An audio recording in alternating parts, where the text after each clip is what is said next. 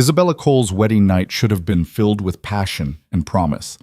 Instead, it was a signature on a contract and a cold handshake from the man who now owned her. 3 weeks later, she's learned to be invisible in Victor DeLuca's penthouse. Silent, unseen, untouched. The crime lord made it brutally clear their marriage is business, nothing more. Her father's debts are paid. She is the payment. But when Victor returns without warning and orders her to pack immediately, everything changes. What he calls a honeymoon feels like a dangerous game she doesn't understand. And Victor DeLuca never plays games he doesn't intend to win. Welcome to a story of power, possession, and the thin line between captivity and desire. If you're watching from anywhere in the world, drop your city in the comments below and hit that like button. I want to see how far this story travels. Now, let's begin where all dangerous love stories start, with a deal that was never meant to include the heart. Isabella had learned to make herself small. In the 3 weeks since she'd stood in that sterile courthouse and spoken vows that meant nothing, she'd mastered the art of disappearing. She woke before dawn, before Victor's staff arrived. She moved through the penthouse like smoke, leaving no trace. No dishes in the sink, no indentation on the furniture, no proof she existed at all except for the marriage certificate locked somewhere in Victor DeLuca's office. The penthouse itself was a monument to wealth and power. Floor-to-ceiling windows overlooked the glittering city skyline.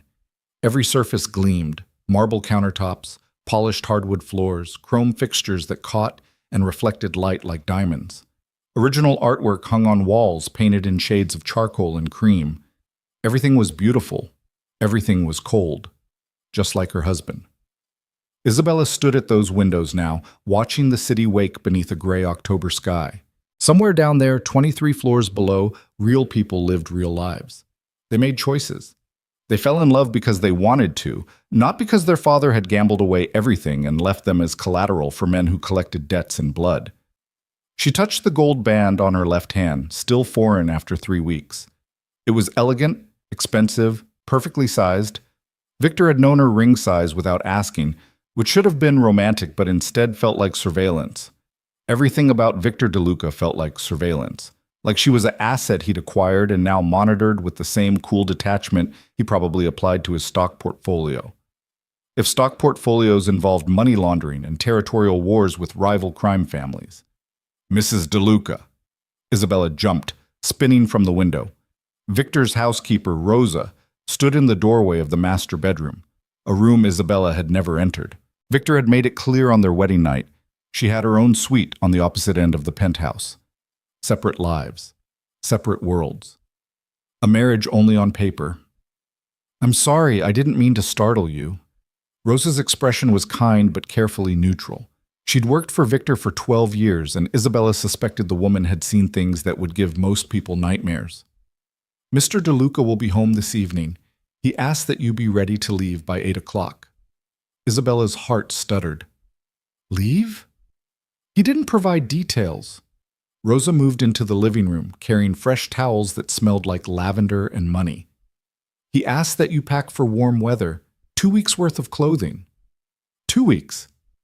Victor had barely spoken 50 words to her since the wedding, appearing at the penthouse only twice, once to retrieve documents from his office, once to host a business dinner where Isabella had been displayed like a trophy and then dismissed. Now he wanted her to disappear with him for 2 weeks? "Where are we going?"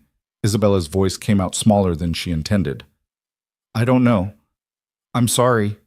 Rosa paused, something almost sympathetic flickering across her face. Mr. DeLuca values his privacy, even from those who work for him, especially from the wife he bought to settle a debt, Isabella thought, but didn't say. After Rosa left, Isabella returned to her suite and stared at the closet full of clothes she hadn't chosen. Victor had arranged everything. A complete wardrobe delivered the day after the wedding, every piece in her exact size, every item expensive and tasteful and utterly impersonal. Dresses she'd never wear. Shoes for occasions she'd never attend. The wardrobe of a woman who looked like her but wasn't her at all. She packed mechanically, choosing simple pieces, trying not to think about what this meant. A honeymoon, Rosa had called it, when she returned with a leather suitcase monogrammed with Isabella's new initials. But honeymoons were for couples who'd chosen each other, for people in love. Isabella and Victor weren't people in love. They were parties to a contract, and she'd learned enough about Victor DeLuca to know he never did anything without calculation. This trip had a purpose. She just didn't know what it was yet.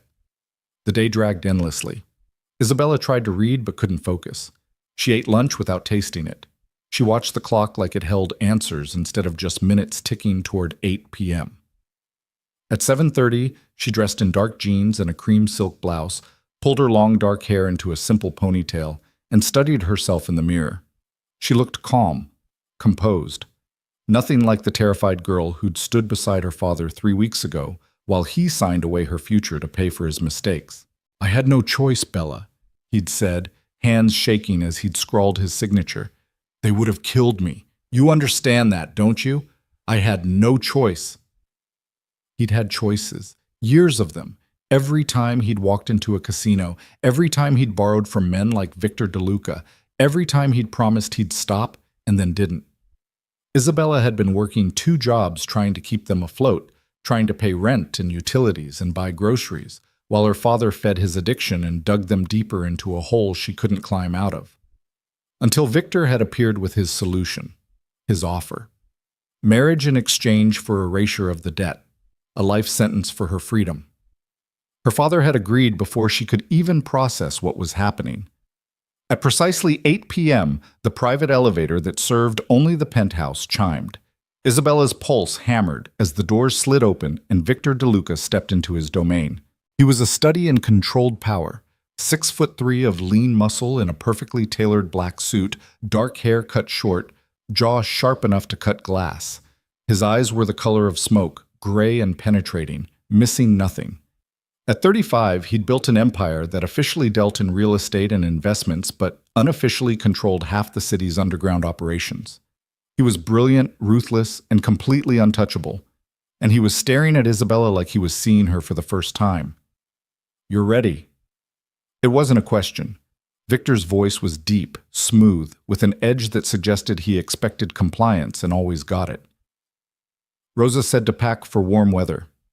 Isabella's hands twisted together before she forced them still. She wouldn't show fear. She'd given Victor everything else. He wouldn't get that too. "The car is waiting."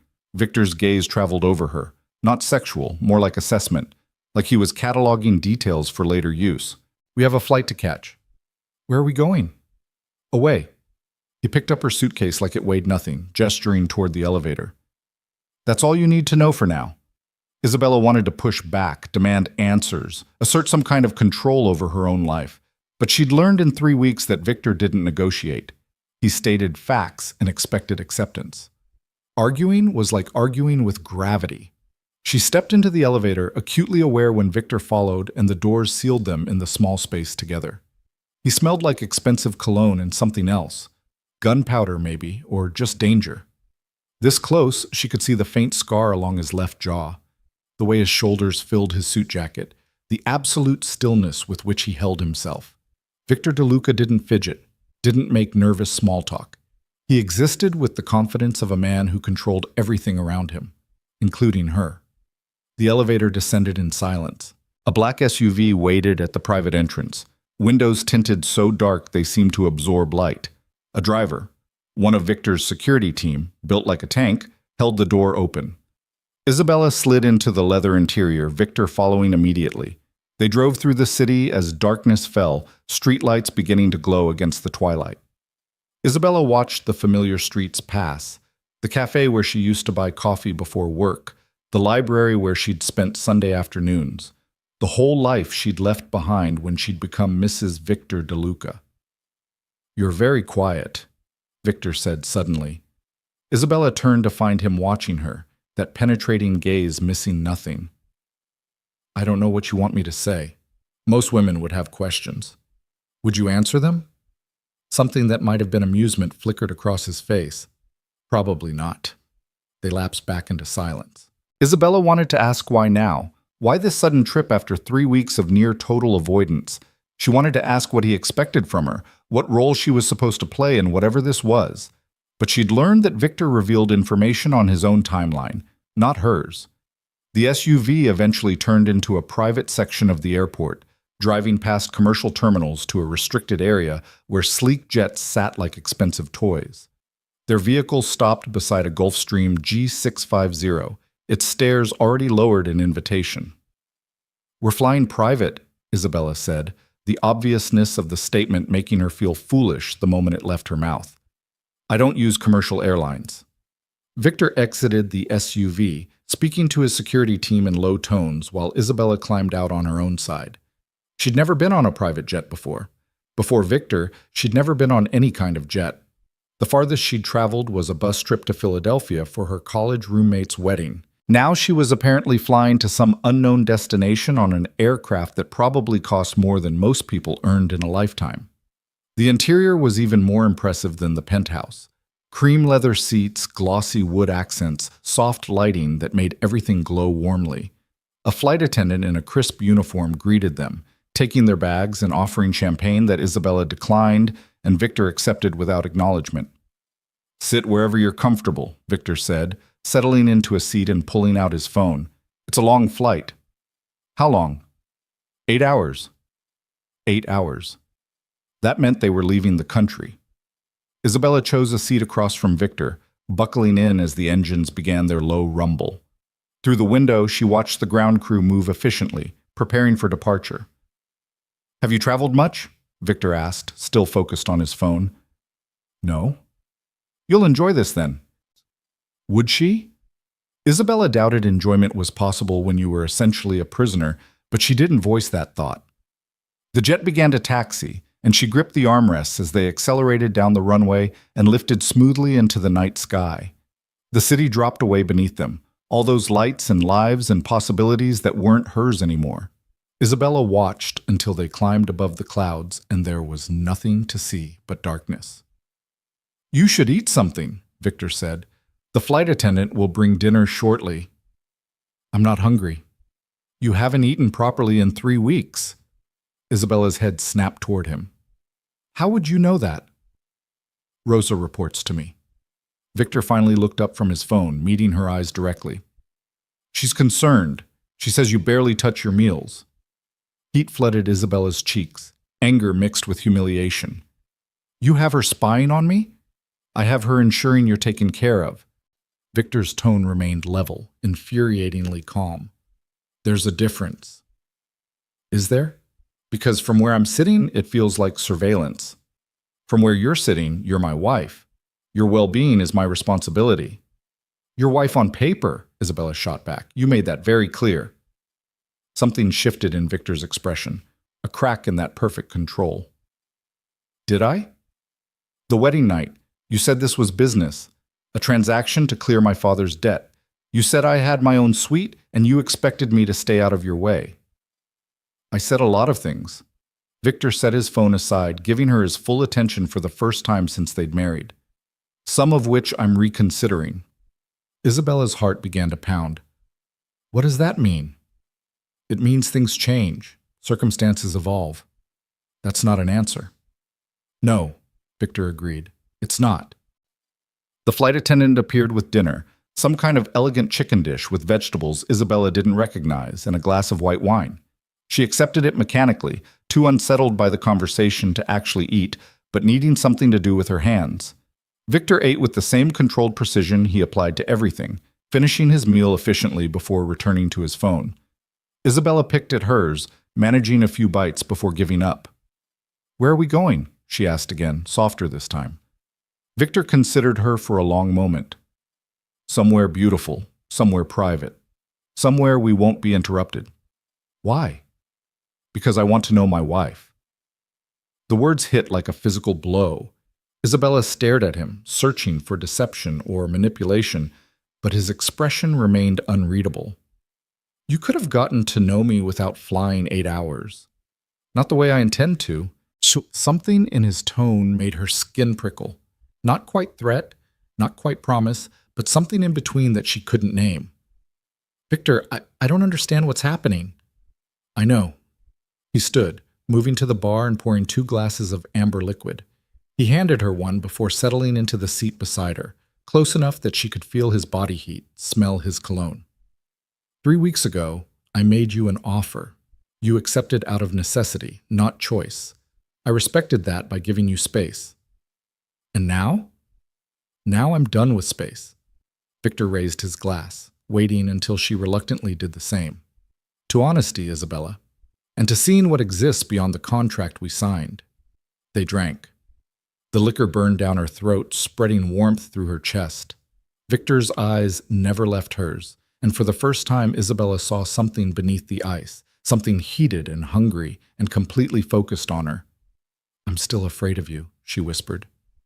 Good. Victor's smile was slow, dangerous. Fear means you're paying attention, but fear isn't all you feel, is it? He was right, and that terrified her more than anything.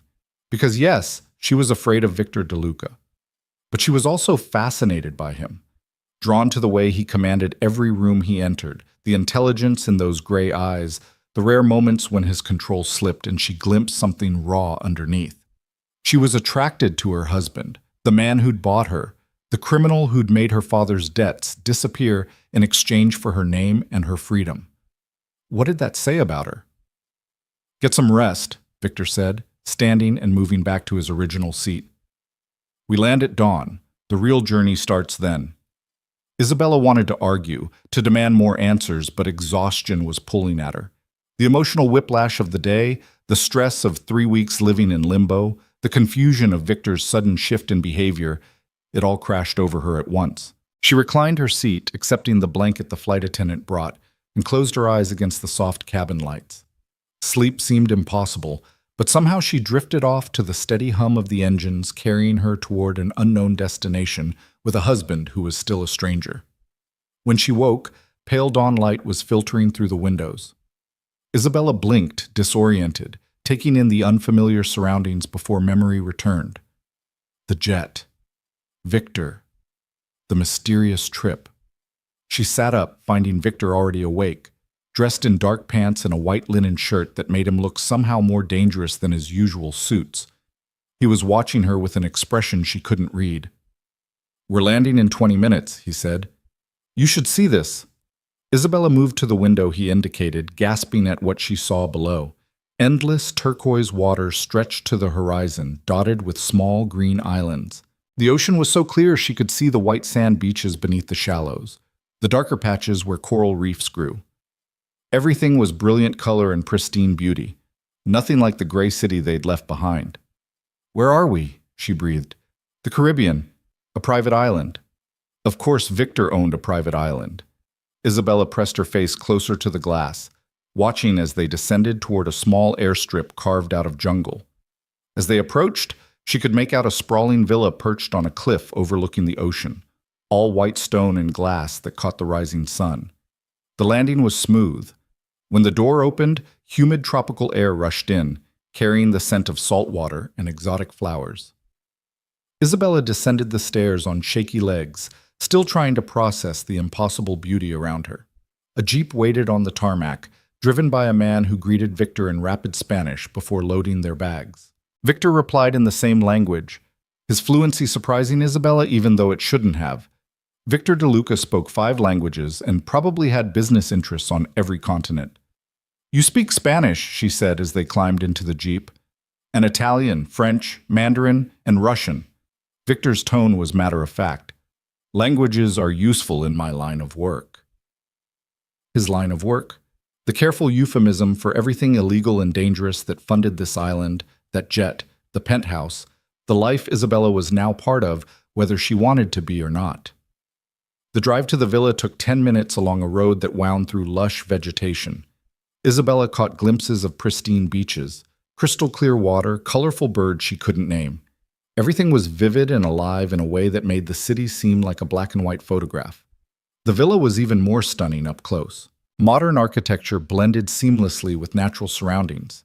Infinity pools that seemed to merge with the ocean, outdoor spaces that erased the boundary between inside and out, floor-to-ceiling windows that invited the view inside. It was breathtaking. It was also completely isolated. Staff comes 3 times a week, Victor said as they entered the cool interior. Otherwise, we're alone. No guards, no business associates, no interruptions. The implications of that settled over Isabella like a weight. Alone with Victor for 2 weeks on a private island. No escape, no witnesses, just her husband and whatever intentions had driven this sudden trip. "Let me show you to your room," Victor continued, leading her up a curved staircase to the second floor. He opened a door revealing a massive bedroom decorated in whites and blues, French doors leading to a private balcony with ocean views. "Unless you'd prefer we share the master suite." The offer hung between them, loaded with possibility and danger. "This is fine," Isabella said quickly. "Is it?" Victor moved closer, and she caught that scent again, cologne and danger. "Or are you just afraid to admit what you want?" "What I want?" Isabella's voice rose despite her efforts to stay calm. "Victor, 3 weeks ago you told me this marriage was business, that I should stay out of your way. Now you've brought me to a private island and you're implying— What exactly are you implying?" "I'm not implying anything." Victor's hand came up, his fingers brushing her jaw with surprising gentleness. "I'm stating facts. I noticed you, Isabella, long before your father came to me desperate and drowning. I noticed you working your 2 jobs, trying to hold everything together while he destroyed himself. I saw your strength, your loyalty, your quiet resilience." Isabella's breath caught. "You were watching me?" "I was aware of you. There's a difference." His thumb traced her lower lip, and heat flooded through her despite everything. "When your father finally fell far enough, I made him an offer I knew he'd accept. Not because I needed a wife, because I wanted you." The confession should have been romantic. Instead, it felt like manipulation, like Victor had orchestrated everything, maneuvered all the pieces until Isabella had no choice but to end up exactly where he wanted her. "That's insane," she whispered. "That's honest." Victor dropped his hand but didn't step back. "I gave you 3 weeks to adjust, to settle into the reality of our arrangement. But Isabella, I'm not a patient man by nature, and I'm done pretending this is just business. You can't just decide that. You can't just change the rules because you feel like it. I can do whatever I want." The words should have been arrogant, but Victor said them like simple truth. "I'm Victor DeLuca. I built an empire from nothing. I control more money and power than most governments. When I want something, I take it. I'm not a thing you can take." "No." His smile was sharp, predatory. "You're my wife, which makes this much more complicated and infinitely more interesting." Isabella backed away, her legs hitting the bed. "This is crazy. You're crazy." "Probably." Victor moved to the door, pausing to look back at her.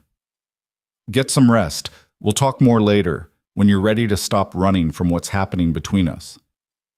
He left, closing the door softly behind him. Isabella sank onto the bed, her whole body trembling. This wasn't what she'd expected. Victor was supposed to be cold, distant, a husband in name only who left her alone in exchange for erasing her father's debts. Instead, he was here, focused on her, claiming he'd wanted her all along, that the marriage wasn't just business, that he intended to turn their contract into something real. Isabella stood and walked to the balcony, staring out at the impossibly blue ocean. The beauty around her felt surreal, like a gilded cage designed to seduce her into compliance. And Victor, dangerous, powerful, terrifying Victor, was the one holding the key. She thought about his words, about being noticed, being wanted, being pursued by a man who didn't pursue anything he wasn't certain he'd claim. Part of her wanted to believe it was manipulation, but another part, the part she was afraid to acknowledge, wondered what it would be like to truly be seen by Victor DeLuca, to be wanted by a man like that, to surrender to the dangerous heat she felt every time he looked at her. No. Isabella gripped the balcony railing hard enough to hurt. She couldn't think like that. Victor was a criminal. He'd bought her. He'd orchestrated everything, stripped away her choices, bound her to him through a contract she'd had no real power to refuse. Wanting him back would be insane, wouldn't it? Isabella spent the rest of the day in her room, too overwhelmed to face Victor. A staff member brought lunch, fresh fish, tropical fruit, food that tasted like sunshine and made her realize how long it had been since she'd eaten properly. She forced herself to finish everything, needing the strength. At sunset, someone knocked on her door. "Miss Isabella?" An older woman with kind eyes and the same accent as the driver stood in the hallway. "Mr. DeLuca requests you join him for dinner on the terrace in 1 hour. He asked me to help you prepare if you'd like." It wasn't really a request. Isabella recognized a command when she heard one, even wrapped in politeness. An hour later, she descended the stairs wearing a simple white sundress, her hair loose around her shoulders. Her hands shook slightly as she walked through the villa toward the sound of the ocean. The terrace took her breath away. String lights created a canopy of stars above a table set for two, candles flickering in the warm breeze. The ocean stretched endlessly beyond, the setting sun painting everything in shades of orange and gold.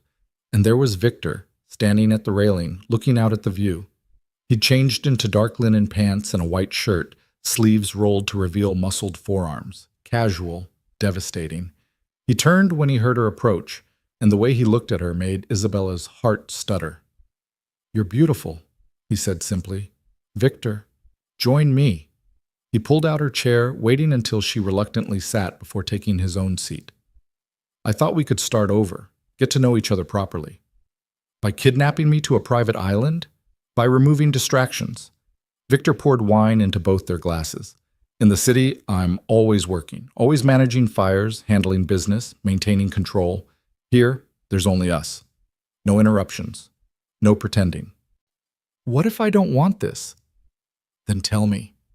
Victor leaned forward, his eyes intense. "Tell me you feel nothing when I look at you.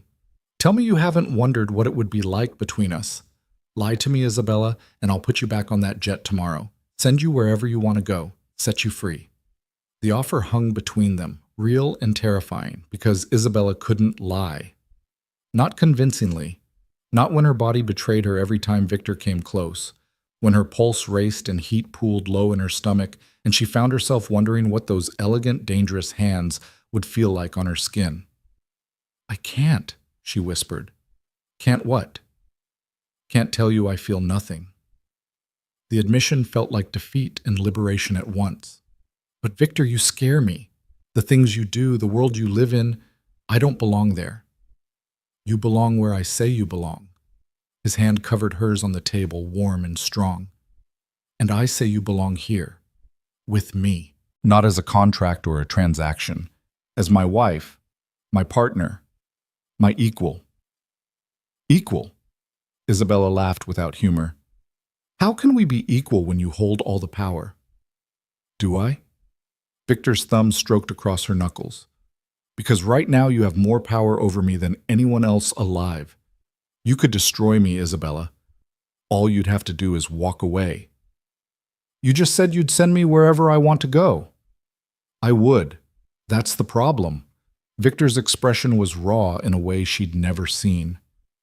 "I told myself this marriage was strategic, a way to clear a debt and acquire a beautiful, intelligent woman who could play the role of my wife in public.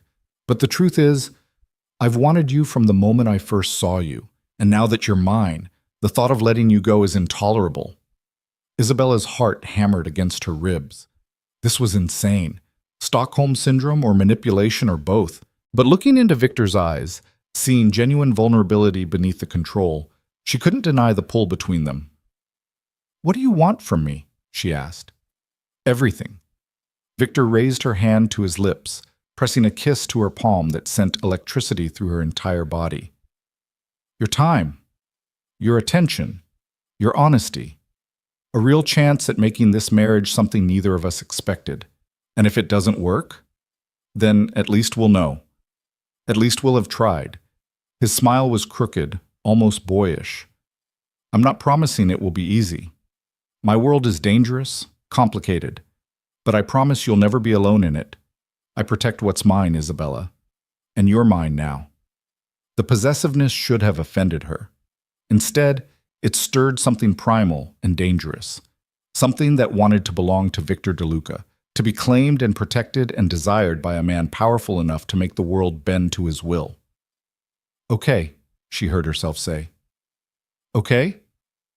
Okay, we can try, get to know each other, See if there's something real here beyond the contract. Isabella met his eyes directly. But Victor, if you hurt me, if this is just some game to you, I won't forgive you. I know. Victor's grip on her hand tightened, and I'm asking you to trust me anyway, to take the risk, to see where this goes.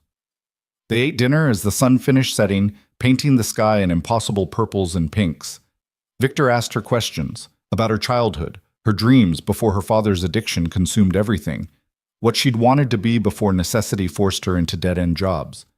He listened like her answers mattered, like she was the most interesting person he'd ever met. And slowly, carefully, Isabella began to ask her own questions. How Victor had built his empire, what drove him, whether he ever regretted the path he'd chosen. Every day, Victor admitted, surprising her with his honesty. But regret doesn't change anything. I made choices, some necessary, some I wish I could take back. But they made me who I am. And who I am is someone strong enough to protect you from the consequences of your father's mistakes. Is that what you think you're doing? Protecting me? Among other things. His smile turned heated. Protection is just the beginning. After dinner, they walked along the beach, waves lapping at their feet. The moon had risen, turning everything silver and dreamlike. Isabella felt untethered from reality, like she'd stepped into someone else's life, one with private islands and beautiful men who looked at her like she was precious.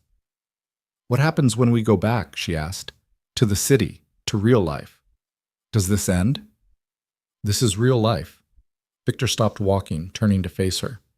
Isabella, I'm not playing pretend on this island. I'm showing you what we could have, what I want us to have. When we return, yes, things will be complicated. My work will require attention. There will be dangers I need to shield you from, but the foundation we build here, that's real, that's permanent. How can you be sure? Because I've never wanted anything as much as I want this, as much as I want you. He kissed her then, finally, pulling her against him as his mouth claimed hers. And Isabella, despite every rational thought screaming that this was wrong, kissed him back. Let herself drown in the heat and hunger, in the feeling of Victor's hands in her hair, his body hard against hers, the low sound he made when she opened to him. When they finally broke apart, both breathing hard, Victor pressed his forehead to hers. Tell me you feel that, he demanded. I feel it. Isabella's hands fisted in his shirt, holding him close. God help me. I feel it. Then stop fighting it. Stop fighting us. And there, on a moonlit beach with the ocean singing behind them, Isabella made her choice. She stopped fighting, stopped questioning, stopped protecting herself from the dangerous, impossible attraction to the man who'd bought her, and was now offering her something that looked dangerously like love. She kissed Victor again, deeper this time, surrendering to the heat between them. His hands roamed her back, her waist, pulling her impossibly closer as the kiss turned desperate. When he finally lifted her into his arms, carrying her back toward the villa, Isabella didn't protest. She'd made her choice. For better or worse, she was giving Victor DeLuca what he wanted, everything. Victor carried Isabella through the villa, her heart pounding so hard she was certain he could feel it against his chest. The reality of what was happening crashed over her in waves. She was being carried to bed by her husband, the man who'd bought her like property 3 weeks ago, the crime lord who'd just confessed he'd orchestrated everything because he wanted her. She should stop this, should demand he put her down, should retreat to her separate room in the safety of distance. But her body had other ideas, her arms wrapped around his neck, her face buried against his shoulder where he smelled like expensive cologne and salt air, and something uniquely him.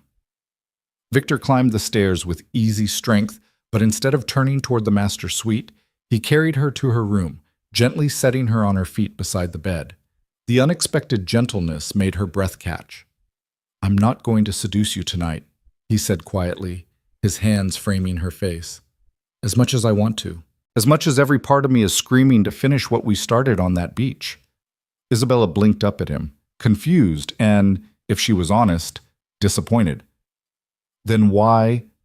Because when I finally have you, Isabella, I want you completely certain, not swept up in moonlight and romance, not confused about what this is. His thumb traced her lower lip and heat pooled low in her stomach. I want you to choose me with clear eyes and a clear head, to know exactly what you're saying yes to. And what am I saying yes to? Me. All of me. The good and the terrible. The empire I've built and the blood it cost to build it. The dangers that come with being my wife. The enemies who would hurt you to hurt me. Victor's expression was fierce. I need you to understand what you're walking into before we cross that line. You're trying to scare me away. I'm trying to be honest. For once in my life, with someone who matters, I'm trying to tell the whole truth. He pressed a kiss to her forehead, tender and devastating. Sleep. Tomorrow we start this properly. I'll show you who I really am. Then you can decide if you still want this. He left before she could respond, closing the door softly behind him. Isabella stood frozen for a long moment, her body still humming with unfulfilled desire, her mind reeling from everything that had happened. She changed mechanically, pulling on a silk nightgown that had appeared in her closet, more evidence of Victor's thoroughness. When she finally crawled into bed, she expected to lie awake for hours, too wired to sleep. Instead, exhaustion pulled her under almost immediately, her dreams filled with gray eyes and dangerous promises. Morning came too soon, sunlight streaming through the French doors she'd forgotten to close. Isabella stretched, disoriented until memory returned in a rush. The island, Victor, the kiss on the beach that had set her entire world on fire. A soft knock interrupted her thoughts. The housekeeper from last night entered carrying a tray laden with fresh fruit, pastries, and coffee that smelled like heaven. Good morning, Miss Isabella. Mr. DeLuca asks if you'll join him for breakfast on the lower terrace in half an hour. He suggests something comfortable for the day's activities. Activities? Isabella's stomach fluttered with nerves and anticipation. What kind of activities? The woman's smile was knowing. Mr. DeLuca didn't share details, but I'd recommend your swimsuit and something you can move easily in. After she left, Isabella picked at the breakfast, managing some fruit and half a pastry before her nerves made eating impossible. She dressed in a simple turquoise bikini covered by white linen shorts and a loose tank top, pulling her hair into a ponytail and foregoing makeup. If Victor wanted to show her who he really was, she might as well be comfortable. She found him on the lower terrace, dressed in dark swim trunks and nothing else. Isabella's steps faltered at the sight of him, all lean muscle and bronze skin, a tapestry of scars across his torso that told stories of violence survived. He was beautiful and terrifying, and she couldn't stop staring. Good morning. Victor's smile was warm, almost boyish in the morning light. Did you sleep well? Better than expected. Isabella forced herself to look at his face instead of his chest. You? Not particularly. I spent most of the night thinking about kissing you on that beach. He moved closer, his hand finding her waist and pulling her against him, and regretting my decision to be noble about it. You could always change your mind. Don't tempt me. His forehead pressed against hers, his breath warm on her lips. I have plans for today. Things I want to show you, but if you keep looking at me like that, we're never leaving this terrace. Heat flooded through her. How am I looking at you? Like you want to be devoured, Victor's voice dropped to a growl. And believe me, Isabella, I am more than happy to oblige. But first, breakfast. Then I show you something important. He led her to a table overlooking the ocean, where more food waited. Eggs, bacon, fresh juice, everything perfect and beautifully presented. They ate together, conversation flowing easier than Isabella expected. Victor asked about her college years, her brief attempt at becoming a teacher before her father's debts had forced her to drop out and work full-time. You wanted to teach? Victor set down his coffee, giving her his full attention. What subject? Literature. English. Isabella felt heat rise in her cheeks. It sounds silly now. It sounds beautiful. You'd be good at it. You have that quality, patience combined with passion, the ability to see potential in things others overlook. Is that how you see me? Potential? I see you as already extraordinary. The potential is just for us, for what we could build together. Victor stood, offering his hand. Come on, I want to show you something. He led her down a winding path carved into the cliff face, steps leading to a private cove below. The beach was pristine, white sand meeting crystal clear water, completely sheltered from view. A boat waited at a small dock, sleek and fast, built for speed rather than comfort. "We're going out on the water?" Isabella asked. "Not far. There's a spot I want you to see." Victor helped her into the boat, his hands steady on her waist. "Trust me?" The question felt loaded with meaning beyond the simple boat ride. Isabella met his eyes and nodded. "I'm trying to." "That's all I can ask." Victor piloted the boat expertly, cutting through the water with practiced ease. The wind whipped Isabella's hair around her face, salt spray cooling her sun-warmed skin. After 20 minutes, Victor slowed the engine, guiding them toward a small rocky outcropping that jutted from the ocean. "What is this place?" Isabella asked as Victor anchored the boat. "The reason I bought the island." He produced snorkeling gear from a storage compartment, handing her a mask and fins. "The view from the surface is nice, but the real beauty is underneath." Isabella had never snorkeled before, but Victor was patient, showing her how to breathe through the tube, how to clear her mask if water got in. When they finally slipped into the water, she gasped at the temperature, perfectly warm like bath water. Then Victor grabbed her hand and pulled her down. The world beneath the surface was breathtaking. Coral reefs in impossible colors, purple, orange, electric blue, swayed gently in the current. Fish darted everywhere, brilliant streaks of yellow and silver and red. The water was so clear, Isabella could see 50 feet in every direction, sunlight filtering down in shimmering columns. Victor pointed out different species, his knowledge surprising her. He showed her a sea turtle gliding majestically past, an octopus hiding in a crevice, a school of barracuda that made her heart race until he squeezed her hand reassuringly. They surfaced after what felt like hours, but was probably only 30 minutes, both breathing hard and grinning. "That was incredible," Isabella gasped, treading water beside the boat. "This is what I wanted you to see. Real beauty, natural beauty, not the manufactured world I usually live in." Victor swam closer, his legs brushing hers beneath the surface. "I come here when things get too dark, when the business, the violence, all of it becomes too much. This reminds me there's still something pure in the world, something worth protecting." "Victor," Isabella wasn't sure what to say to that raw honesty. "I'm not a good man, Isabella. I've done things that would horrify you, hurt people, destroyed lives, built my empire on blood and fear and ruthless calculation." His hands found her waist beneath the water, holding her steady. "But I'm not a monster either. I have lines I won't cross, people I protect. A code, even if it's one most people wouldn't understand." "Why are you telling me this?" "Because I need you to know who you're married to. Not the public face, not the businessman in expensive suits. The real me. The one who's killed men with his own hands when necessary. The one who will do absolutely anything to protect what's his." Isabella's pulse hammered. She should be terrified. Should be demanding he take her back to the villa, to the mainland, anywhere away from this confession. But looking into Victor's eyes, seeing the vulnerability beneath the violence, she couldn't summon fear. "Have you killed recently?" she asked quietly. "No, not in 3 years. I've built enough infrastructure, enough loyalty, that others handle the wet work now." His jaw tightened. "But I would, without hesitation, if someone threatened you." "Is that likely? Someone threatening me?" "In my world, always possible. That's why I need you to understand the risks. Why I brought you here, away from everything, to show you the truth before you decide if you really want this life." Isabella thought about that, about enemies in the shadows, about the constant danger, about being married to a man whose power came from fear and violence.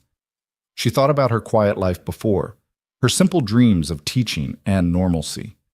Then she thought about how Victor made her feel. Seen, valued, protected, desired in a way that had nothing to do with transactions and everything to do with genuine want. "I'm still here," she said finally. "Still choosing to stay. Does that make me crazy?" "Probably." Victor's smile was pure relief. "But it makes you perfect for me." He kissed her there, in the middle of the ocean, both of them treading water and clinging to each other. It was messy and awkward and absolutely perfect. When they broke apart, Isabella was laughing, swallowing seawater and not caring. They swam back to the boat, Victor helping her climb aboard before following. The ride back to the island was quieter, both of them lost in thought. Isabella kept stealing glances at him, this complicated, dangerous man who'd somehow become her husband. Back at the villa, they rinsed off in the outdoor shower, the experience oddly intimate despite both being in swimsuits. Victor's hands were careful as he helped her wash the salt from her hair, his touch gentle but his eyes heated. "I should warn you," he said as they dried off, "tonight is going to test my resolve significantly." "Why tonight specifically?" "Because we're having dinner on the yacht, anchored offshore, under the stars, completely alone, and you're going to look beautiful, and I'm going to want you desperately, and my nobility is going to be in very short supply." Isabella's stomach fluttered. "Maybe I don't want you to be noble." "Isabella." Her name was a warning and a prayer. "Don't say things like that unless you mean them." "What if I do mean them?" Victor crowded her against the shower wall, his body a line of heat against hers. "Then we need to have a very serious conversation about expectations and boundaries, because once I have you, I'm not letting go, ever. You need to be sure." "I'm getting there." Isabella's hands pressed against his chest, feeling his heart pound beneath her palms. "But Victor, you keep pushing me away, telling me to be sure, to think about it, to understand what I'm choosing. Maybe you need to stop protecting me from yourself and let me make my own decisions." Something fierce and possessive flashed across his face. "You're right. You're absolutely right." He stepped back, creating distance that felt like a physical loss. "Tonight. We'll talk tonight, really talk. And then we'll see where things go." The rest of the day passed in a haze of anticipation. They had lunch together, Victor telling her stories about acquiring the island, about his childhood in Italy before his family immigrated to America, about building his first legitimate business before circumstances pulled him into darker waters. Isabella found herself fascinated by the contradictions in him, the man who could order violence without blinking but who spoke about his mother with reverence and grief, the criminal who owned politicians but who donated millions to children's hospitals under anonymous shells, the husband who'd bought her but who was now courting her like she was precious. As sunset approached, the housekeeper appeared with a garment bag. Inside was a dress that made Isabella's breath catch, deep emerald silk that would cling to every curve, elegant and sophisticated and utterly beautiful. "Mr. DeLuca had it made for you," the woman explained. "He said green would match your eyes." Isabella hadn't realized Victor had noticed her eye color. The attention to detail made her chest tighten with an emotion she wasn't ready to name. She dressed carefully, applying minimal makeup and leaving her hair down in loose waves. The dress fit perfectly, of course.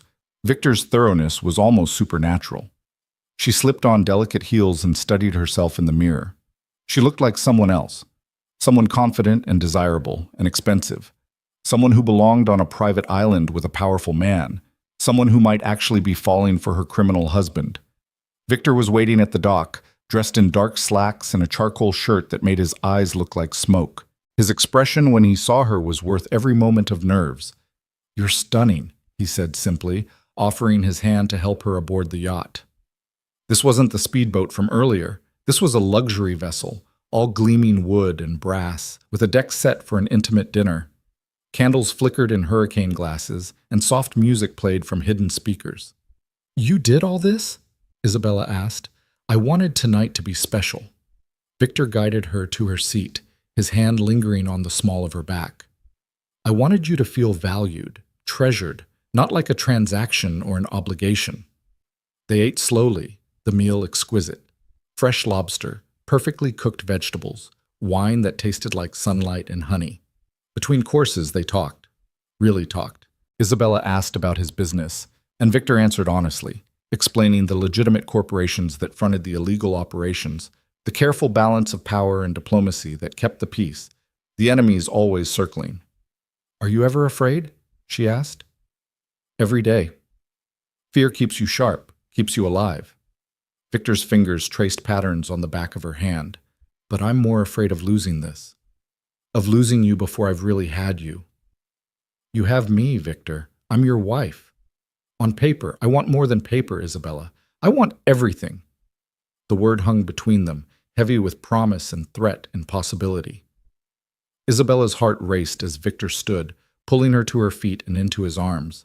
The yacht rocked gently beneath them, the stars overhead impossibly bright. "Tell me what you want," Victor murmured against her ear. "No more deflecting, no more maybe. Tell me the truth." "I want—" Isabella's hands fisted in his shirt, holding him close. "I want to stop being afraid. I want to stop questioning everything. I want to just feel without thinking about consequences or what it means, or whether I'm making a terrible mistake." "Then stop thinking."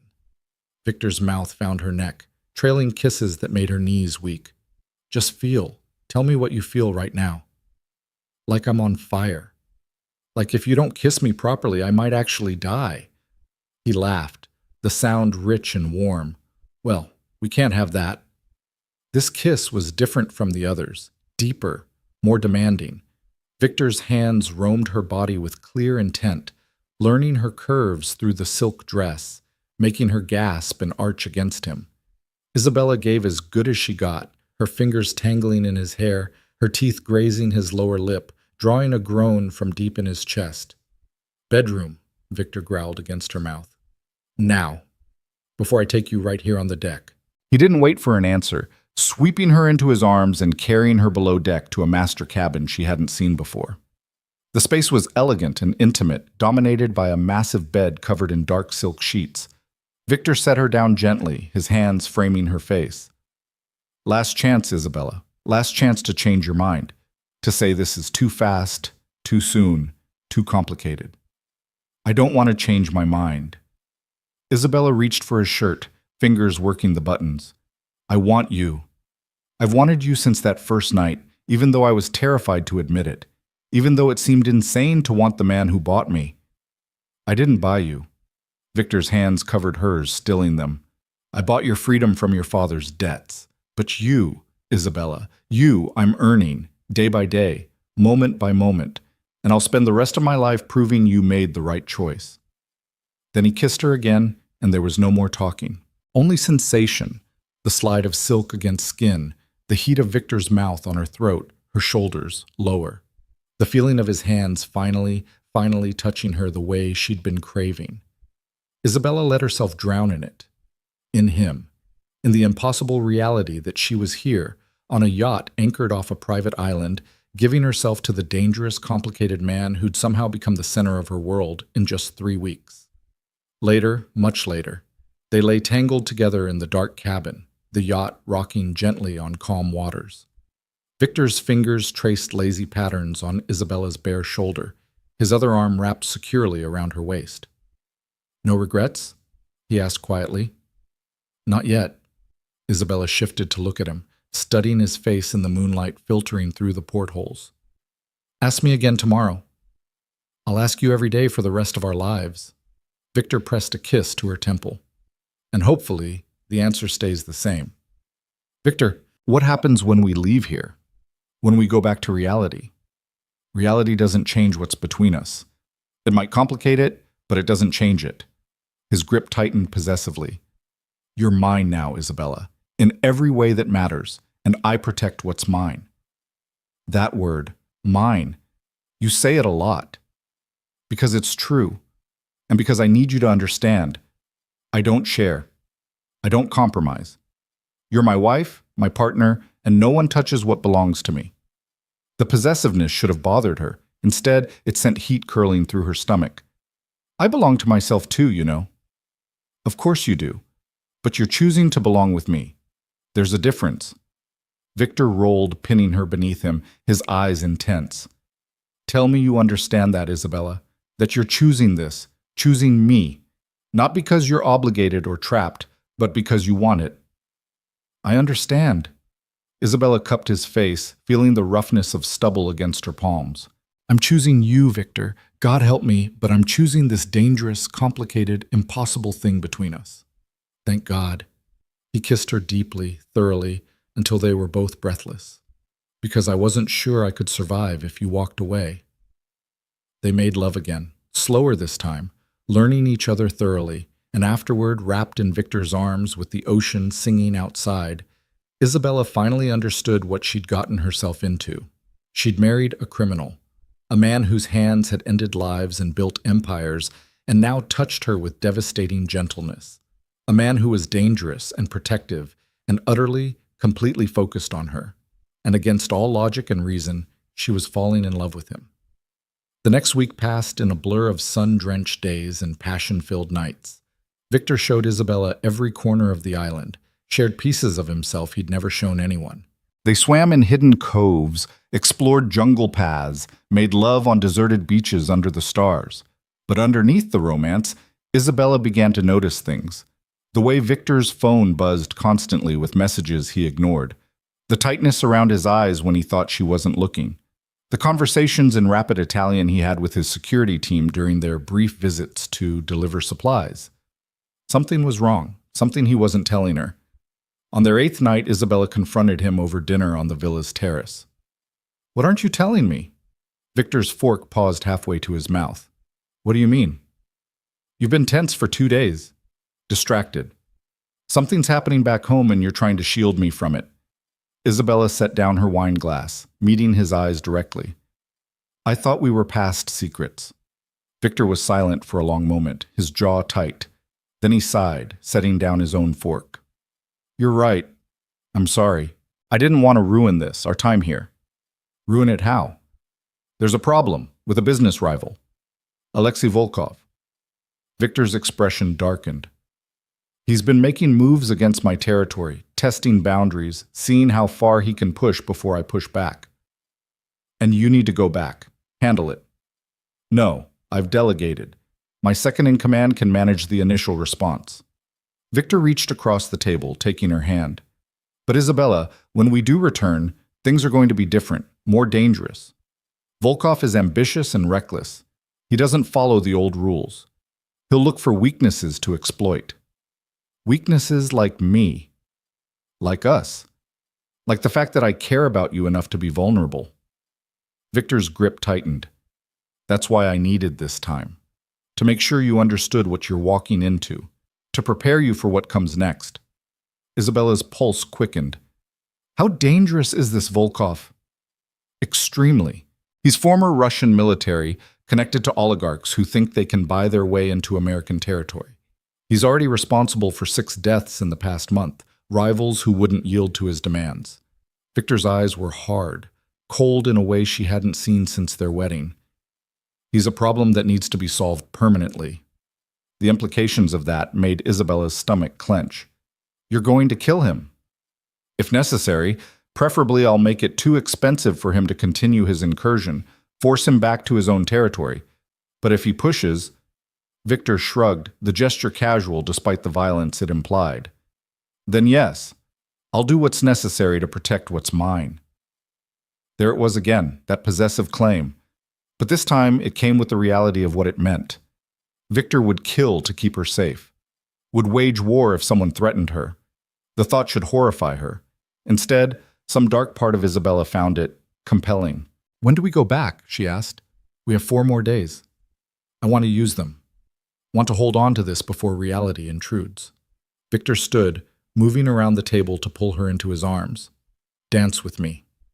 There was no music, but Isabella let him lead her in a slow waltz across the terrace, their bodies pressed close, moving together with the kind of synchronization that came from truly knowing each other. Victor's hand was warm on her lower back, his breath soft against her temple. "Whatever happens when we return," he murmured, "remember this. Remember us. Remember that everything I do, every choice I make, is to protect you, to protect this." "I'll remember." Isabella rose on her toes, pressing a kiss to his jaw. "But Victor, I'm not fragile. Don't treat me like I'll break the moment things get difficult." His laugh was low and appreciative. "Believe me, no, you're not fragile. You're steel wrapped in silk, Isabella. You're stronger than you realize. Then trust me. Include me. Don't try to shield me from every hard thing." "I'll try." Victor's arms tightened around her. "But it goes against every instinct I have. Protecting you is hardwired into my DNA now." They swayed together under the stars, and Isabella let herself sink into the moment. Whatever was coming, Volkov, danger, the reality of being married to a crime lord, she'd face it. Because walking away from Victor now was impossible. She'd made her choice. And she was going to see it through, no matter the cost. The remaining 4 days on the island passed too quickly, each moment tinged with the bittersweet knowledge that their sanctuary was temporary. Victor grew increasingly distracted, his phone calls more frequent despite his efforts to hide them from Isabella. She caught him once, standing on the beach at dawn, speaking in rapid Russian to someone on the other end. The conversation sounded heated, dangerous, and when he noticed her watching, the expression on his face had made her blood run cold. That was the Victor who'd built an empire on fear, the one who could end lives with a word. Their last night arrived with storm clouds gathering on the horizon, the air heavy and electric. Victor had arranged one final dinner on the yacht, insisting they needed to mark the end of their honeymoon properly, even though neither of them felt celebratory. Isabella wore a red dress this time, the color of wine and warning. Victor's eyes had darkened when he saw her, his hands possessive on her waist as he helped her aboard. "You're trying to kill me," he murmured against her ear. "Just reminding you what you're fighting for when we get back," she replied, and felt him smile against her skin. The yacht cut through increasingly choppy water, heading away from the island toward open sea. Victor had dismissed the crew, piloting the vessel himself with easy competence. Isabella watched him from the deck, admiring the sure way he handled the controls, the way wind whipped his dark hair, the dangerous elegance of him. "How far out are we going?" she called over the rising wind. "Far enough for privacy. There's something I need to tell you, and I don't want any chance of being overheard." That sounded ominous. Isabella's stomach tightened as Victor anchored the yacht and came to find her, leading her below deck to the main cabin. He poured them both drinks, whiskey, neat, and handed her a glass before settling beside her on the leather sofa. "Whatever you're about to say, you're scaring me," Isabella said. "Good instincts." Victor drained half his drink in one swallow. "Isabella, when we return tomorrow, things are going to move fast.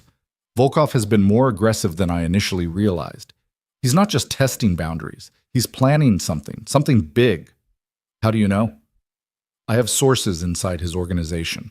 One of them contacted me 2 days ago with intelligence that Volkov is planning to make a move against me personally. He thinks taking me out will destabilize my empire enough for him to swoop in and claim my territory." Isabella's hand trembled, whiskey sloshing in her glass. "He's going to try to kill you." "He's going to try. He won't succeed." Victor's confidence was absolute. "But Isabella, there's more. He knows about you, about our marriage. My source says Volkov sees you as my weakness, a vulnerability he can exploit." The room felt too small suddenly, the air too thin. "What does that mean?" "It means you're in danger, real danger. The kind I can't completely protect you from unless I lock you away somewhere, and even then," Victor set down his glass, turning to face her fully. "I need you to understand something. I've made enemies. Dangerous men who would hurt you just to hurt me. Being my wife puts a target on your back that will never completely go away. You're telling me this now? After everything?" Isabella stood abruptly, pacing the confines of the cabin. "After I chose you, after I gave myself to you, after I fell..." She cut herself off, but the damage was done. Victor was on his feet instantly, catching her wrist and pulling her around to face him. "After you fell what, Isabella? Say it." "It doesn't matter. The hell it doesn't. Say it." Isabella wrenched her arm free, angry tears burning her eyes. "After I fell in love with you, you idiot. After I chose this life knowing it was dangerous, knowing you were dangerous, after I decided you were worth the risk. Now you're trying to scare me away?" "I'm trying to give you the full truth before we walk back into hell." Victor's hands framed her face, his thumbs wiping away tears she hadn't realized were falling. "And you love me?" "Don't sound so surprised. You've been seducing me for 2 weeks." "I've been honest with you for 2 weeks. There's a difference." Victor's smile was fierce, possessive. "Say it again. Tell me you love me." "Why? So you can use it against me? So I can tell you the same thing, you infuriating woman?" He kissed her hard, desperately. "I love you, Isabella. I've loved you since I first saw you 3 years ago, serving coffee at that diner while your father gambled away your future. I've loved you through every day of watching you struggle, every moment of wanting you and not being able to have you. I orchestrated our marriage because I'm a selfish bastard who couldn't stand the thought of you belonging to anyone else."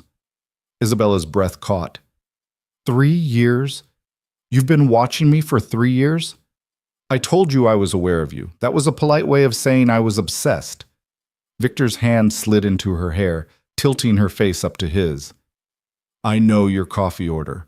I know you read romance novels on your lunch breaks. I know you volunteer at the children's hospital every Saturday morning you can spare. I know everything about you, and I fell in love with every detail. It should feel invasive, creepy even.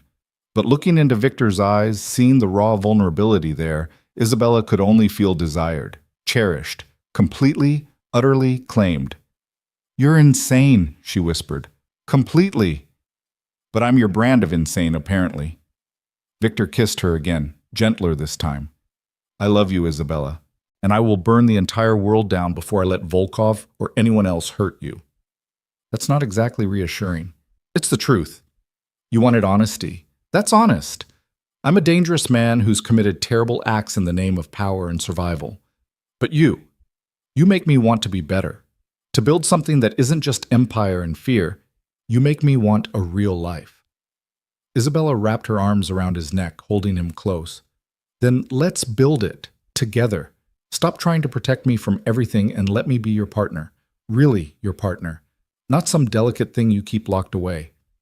You don't know what you're asking. I'm asking to stand beside you instead of behind you.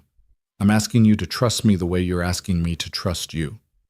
Isabella pulled back enough to meet his eyes. I love you, Victor, flaws and violence and criminal empire included. But if this is going to work, you have to stop treating me like I'm breakable. Victor studied her for a long moment, something shifting in his expression. You're right. You're absolutely right. He kissed her forehead, then her nose, then her mouth. Okay. Partners. Equals. But Isabella, if things go bad, if Volkov makes his move and you're in danger, you have to promise me you'll listen when I tell you to run, when I tell you to hide. Can you promise me that? Only if you promise to come back to me. No heroic sacrifices, no throwing yourself on grenades. Isabella's fingers dug into his shoulders. We survive together or not at all? Deal. Victor sealed it with a kiss that turned heated, urgent, both of them clinging to each other as the yacht rocked beneath them and thunder rumbled in the distance. They made love with desperate intensity, like they could somehow ward off the coming danger through sheer physical connection. Afterward, wrapped in sheets and each other, they lay listening to rain hammer against the deck above. Tell me about Volkov, Isabella said quietly. If I'm your partner, I need to know what we're facing. Victor was silent for so long she thought he wouldn't answer. Then he sighed, his arm tightening around her.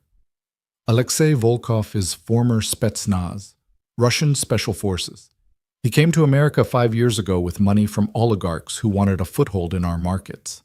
Started with legitimate businesses, restaurants, nightclubs, then expanded into protection rackets, smuggling, arms dealing. He's ambitious, ruthless, and he doesn't respect the established order. Meaning you.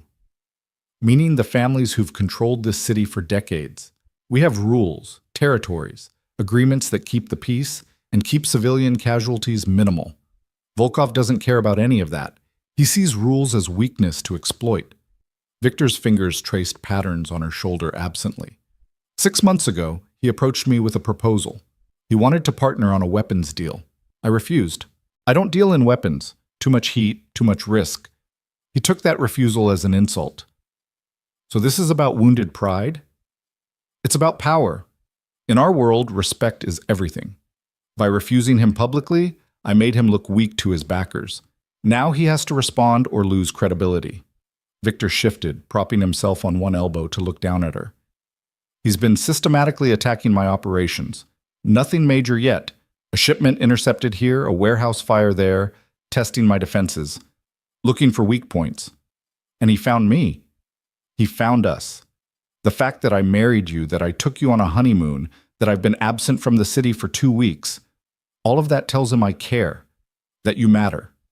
And anything that matters to me is a weapon he can use. Isabella's blood ran cold. So what do?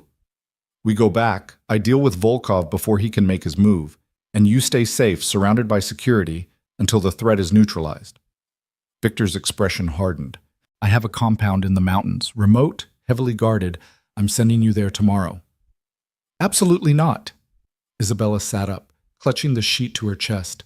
"You just said we're partners, equals. Now you want to ship me off to some fortress while you handle everything? I want you alive, Isabella. That's not negotiable. Neither is me hiding while you fight my battles."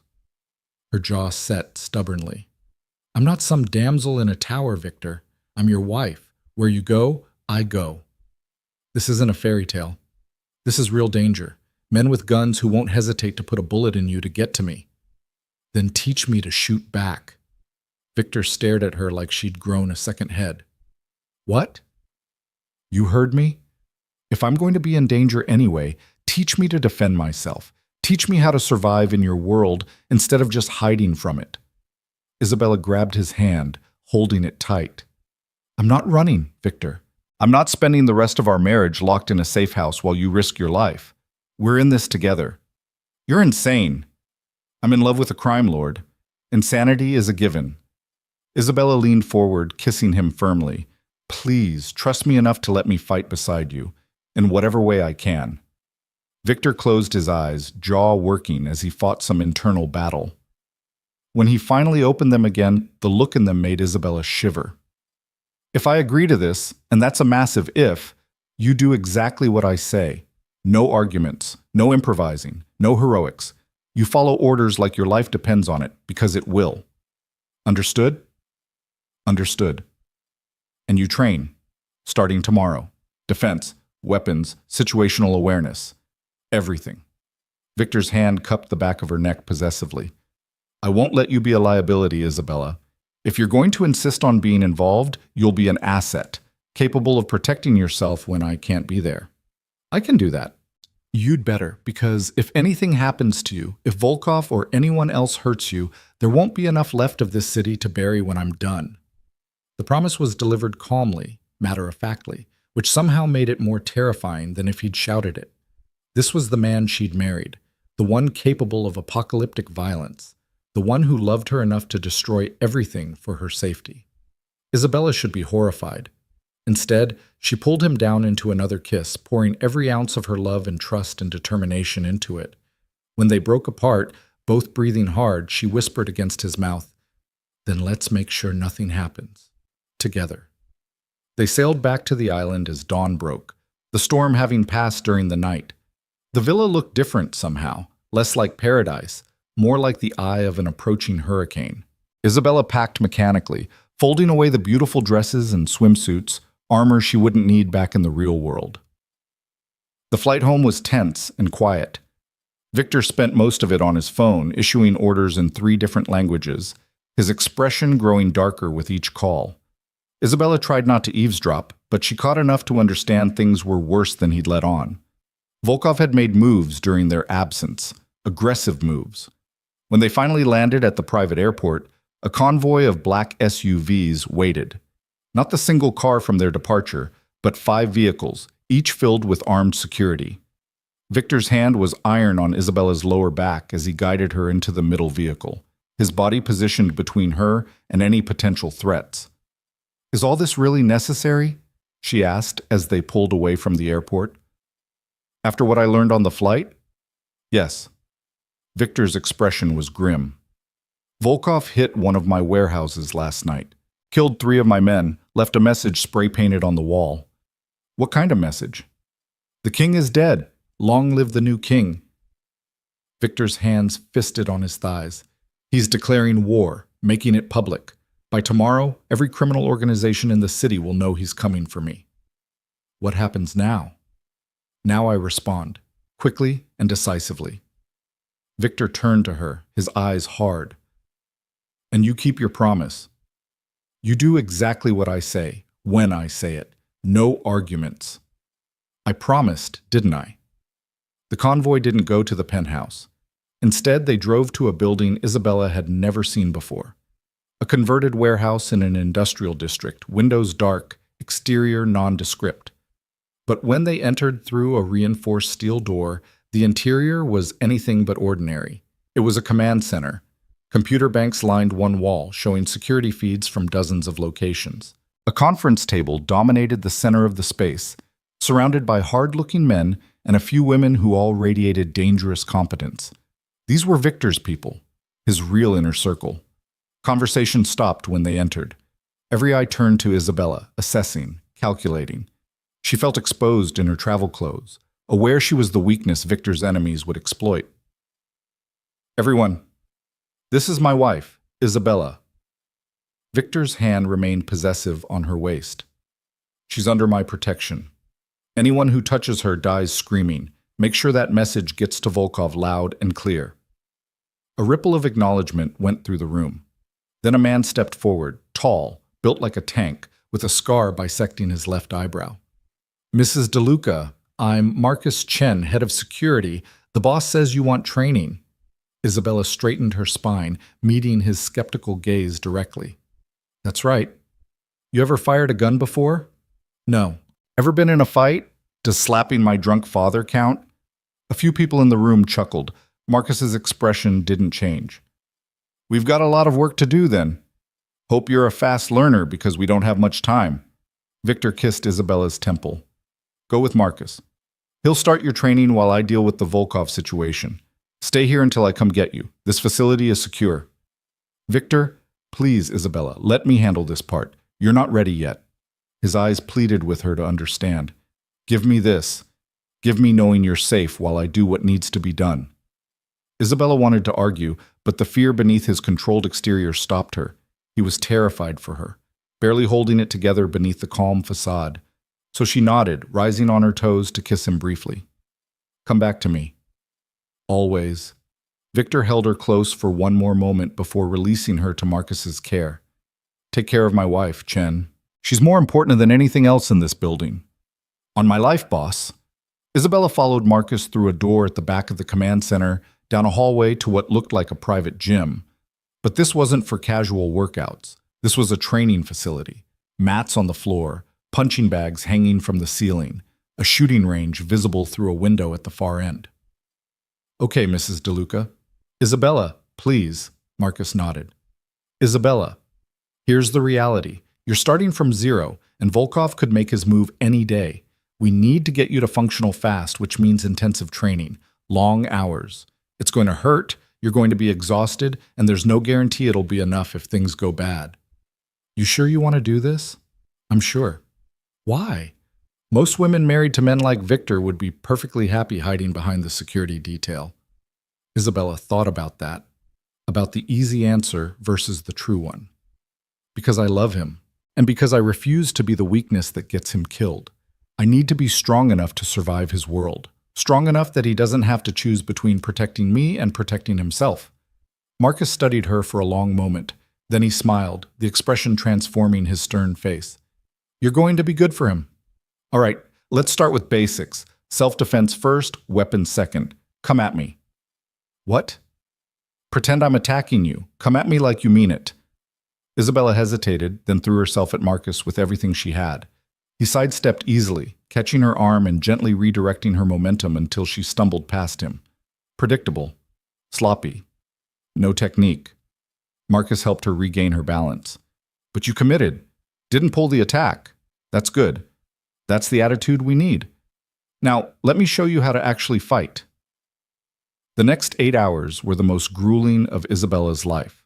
Marcus was patient but relentless, drilling her over and over on basic strikes, defensive positions, how to break holds, where to aim to cause maximum damage. Her muscles screamed. Sweat soaked through her clothes. Twice she vomited from exhaustion, and Marcus simply waited until she was done before continuing. But slowly, painfully, Isabella began to understand, began to feel the movements becoming muscle memory, began to see the patterns in how people moved, where the vulnerabilities were. "Better," Marcus said after she'd successfully executed a combination for the first time. "You're thinking too much still, but the foundation's there. We'll drill it until it's instinct. Take 5 minutes, then we move to firearms." Isabella collapsed against the wall, gulping water and trying to ignore her shaking hands. Her phone buzzed, a text from Victor. "How's training? Are you okay?" She smiled despite her exhaustion and typed back, "Alive. Sore. Missing you." "How's the war?" "Complicated, but manageable. I'll tell you everything tonight." Be safe, my love. The casual endearment made her chest tight with emotion. 2 weeks ago, this man had been a stranger. Now he was everything. Marcus returned with a handgun, the weapon gleaming dully in the fluorescent light. This is a Glock 19, 9mm, 15-round magazine, reliable and relatively easy to control. You're going to learn to field strip it, clean it, load it, and shoot it accurately. By the end of the week, you'll sleep with this under your pillow. Isabella took the gun gingerly, surprised by its weight. It's heavier than I expected. That's the weight of life and death in your hands. Respect it. Fear it. But don't hesitate to use it if you have to. Marcus guided her hands into proper position. Now, let me teach you how to not shoot yourself. The range time was intense. The noise, even with ear protection, was overwhelming. The recoil shocked through her arms, making accuracy nearly impossible at first. But Marcus was patient, adjusting her stance, her grip, her breathing, until finally, she hit the center mass of the target. Good! Again, empty the magazine into that target. Make every shot count. By the time Victor appeared in the doorway hours later, Isabella had fired hundreds of rounds. Her hands hurt, her ears rang despite the protection, and she could barely lift her arms, but she could consistently hit what she was aiming at, and that felt like victory. How's she doing? Victor asked Marcus. Better than expected. She's got natural aptitude and she doesn't quit. Give me a week and she'll be dangerous. Give me a month and she'll be lethal. Marcus handed the gun to Isabella. Take this with you. Keep it close. The boss will show you where he wants you to carry it. Victor's expression was complicated as he approached. Pride mixed with regret. Love tangled with fear. Come on, let's get you home. You need food and rest. Home. Isabella realized he meant the penthouse, the place that had felt like a cage 3 weeks ago. Now walking out to the waiting SUV with Victor's arm around her shoulders, it felt different, like a fortress instead of a prison, a place they'd defend together. The ride was quiet, both of them exhausted. At the penthouse, Victor ordered food while Isabella showered, washing away the sweat and gunpowder residue and fear. When she emerged, dressed in soft clothes, she found Victor on the terrace, staring out at the city lights. Tell me what happened today, she said, wrapping her arms around him from behind. Victor covered her hands with his body tense. Volkov's accelerating his timeline. My sources say he's planning something big for the end of the week, something public. He wants to make a statement, prove he's the future and I'm the past. What kind of statement? I don't know yet, but Isabella... Victor turned in her arms, his face grave. I think he's going to come after you. Try to take you to force my hand. It's what I would do in his position. Eliminate the one thing that could make me act irrationally. Then we don't let him take me. Isabella cupped his face, forcing him to meet her eyes. We prepare. We stay smart. We survive this together, like we promised. I love you. Victor kissed her desperately. I love you so much it terrifies me. Because love is leverage. Love is weakness, and Volkov will use it without hesitation. Then we make our love our strength instead. Isabella kissed him back, fierce and determined. We show him that we're stronger together than he expects, that I'm not some helpless victim waiting to be saved. Victor smiled against her mouth, sad and proud at once. You're magnificent, terrifying and magnificent and completely mine. Completely yours, Isabella agreed. Now feed me. I'm starving, and tomorrow I train again. They ate on the terrace, talking strategy and contingencies, planning for threats that felt surreal but were all too real. And later, in Victor's bed, their bed now, they made love with desperate intensity, both acutely aware that their time might be running out. Neither of them said it out loud, but both of them knew. The storm was coming, and when it broke, blood would spill. They just had to make sure it wasn't theirs. The next 3 days blurred together in a haze of training, strategy sessions, and mounting tension. Isabella woke before dawn each morning, her body screaming in protest from the previous day's work, only to push through another brutal session with Marcus. Hand-to-hand combat until her knuckles bled through the wraps. Firearms training until she could draw and fire in under 2 seconds. Tactical awareness drills that taught her to see exits, identify threats, and move through spaces like the target she'd become. Victor was rarely at the penthouse. He spent his days at the command center coordinating responses to Volkov's increasingly bold attacks. Another warehouse burned. 2 more of Victor's men were hospitalized after an ambush. The war was escalating, and the whole city could feel it. Even civilians sensed something dangerous brewing in the shadows. On the 4th morning, Isabella arrived at the training facility to find Victor waiting instead of Marcus. He looked exhausted, dark circles under his eyes. His normally pristine appearance rumpled, but when he saw her, his expression softened. "How are you holding up?" he asked, pulling her into his arms. "I should be asking you that. You look like you haven't slept in days." Isabella touched the stubble on his jaw, worry gnawing at her.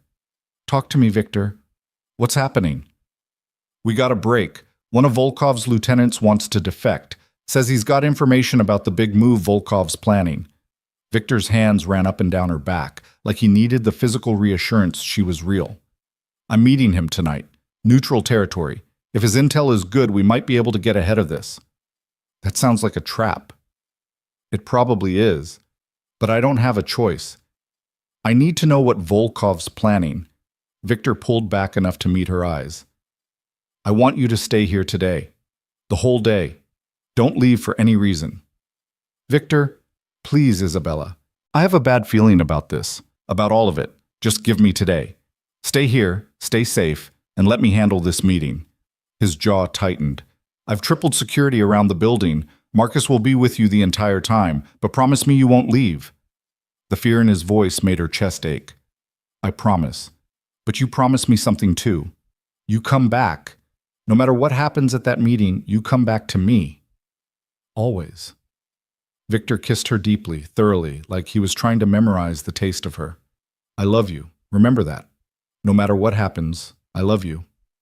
The ominous tone made Isabella's skin prickle with unease.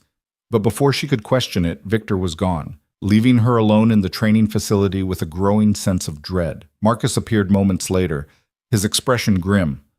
"Boss wants you to run through scenarios today. Hostage situations, ambush responses, active shooter protocols. The fun stuff." He's really worried, isn't he? He's terrified. I've known Victor DeLuca for 12 years, and I've never seen him like this. He's in love with you, and it's making him vulnerable in ways that could get him killed. Marcus gestured toward the mats. "Which is why we're going to make sure you can handle yourself if the worst happens. Come on." They drilled relentlessly. Marcus threw scenario after scenario at her, being grabbed from behind, having a weapon pointed at her, being cornered with no clear exit. Each time, Isabella had to react, had to find the weakness and exploit it. Her body moved on instinct now, muscle memory overriding panic. "Better," Marcus said after she'd successfully disarmed him for the 3rd time. "You're thinking like a survivor now, like someone who refuses to be a victim." "I can't be his weakness," Isabella panted, wiping sweat from her face. "I won't be the reason he gets hurt." "You're not his weakness, you're his strength. He just doesn't see it yet." Marcus handed her a bottle of water. "The boss thinks love makes you vulnerable, and it does. But it also makes you fight harder, think faster, refuse to give up. You make him stronger, Isabella. You just have to make him believe it." They were taking a brief break when Marcus's phone buzzed. He glanced at the screen and his expression went cold. "We need to move. Now." "What's wrong?" The meeting was a setup. Victor's team was ambushed. He's alive but injured, and Volkov's men are hunting him through the warehouse district. Marcus was already moving, grabbing weapons from a locked cabinet. "The boss is heading to a safe house on the waterfront. We're going to meet him there." "You said I wasn't supposed to leave." "Plans change. That was before your husband was bleeding and running for his life." Marcus thrust a bulletproof vest at her. "Put this on. Keep your weapon ready. And Isabella, if I tell you to run, you run. No arguments." "Understood." Isabella's hands shook as she strapped on the vest, the weight of it foreign and terrifying. This was real. Victor was hurt, being hunted, and she was about to walk into the middle of a war zone. Every instinct screamed at her to hide, to let the professionals handle it, but Victor was her husband, her partner, and she'd promised to stand beside him. "Understood," she said, checking her Glock with movements that were becoming automatic. Let's go. The drive to the waterfront was tense and fast, Marcus weaving through traffic while speaking rapid fire into his phone, coordinating with other security teams. Isabella sat in the back, weapon in hand, watching the city blur past and trying to control her racing heart. How bad is he hurt? She asked. Gunshot wound to the shoulder, through and through, so that's good. But he's lost blood and Volkov's got teams combing the area. Marcus took a corner hard enough to make the tires squeal. The safe house is secure. Once we get him there, we can regroup. They pulled up to a nondescript building wedged between abandoned warehouses, the waterfront visible beyond. Marcus killed the engine and turned to Isabella. Stay behind me. Move when I move. Stop when I stop. If shooting starts, get down and stay down unless you have a clear shot. Remember your training. I remember. They exited the vehicle and Marcus led her quickly toward a rusted metal door. He knocked in a specific pattern, 3 quick, 2 slow, 3 quick, and the door opened immediately. Another security guard ushered them inside, his weapon drawn and ready. The interior was Spartan but functional, concrete floors, minimal furniture, windows boarded up, and there, slumped against a wall with blood soaking through his shirt, was Victor. Isabella, her name was rough, pained. You shouldn't be here. I told Marcus to keep you at the facility. And I told him that wasn't happening. Isabella dropped to her knees beside him, hands hovering over his wound, afraid to touch and cause more damage. How bad is it? I've had worse. Victor's smile was pained but genuine. But I'm not going to lie. It hurts like hell. A woman appeared from a back room, older, gray-haired, carrying a medical kit. Move aside, dear. Let me work. Isabella shifted but kept hold of Victor's uninjured hand as the woman, a doctor clearly, cut away his shirt and began cleaning the wound. Victor's jaw clenched against the pain, but he didn't make a sound, his eyes fixed on Isabella's face. The meeting was a trap, he said quietly. Volkov's lieutenant was bait. They were waiting for me. If my team hadn't been paranoid enough to scout the location first, I'd be dead. But you're not. You're here. You're alive. Isabella squeezed his hand, trying to pour all her love and relief into the touch. That's what matters. He knows about this location. It's only a matter of time before he sends people here. Victor winced as the doctor probed the wound. We need to move as soon as I'm patched up. Get to the secondary location. Marcus appeared in the doorway. Boss, we've got a problem. Volkov's men just hit 2 of our other safe houses simultaneously. They're systematically eliminating your bolt holes. How many locations have we got left?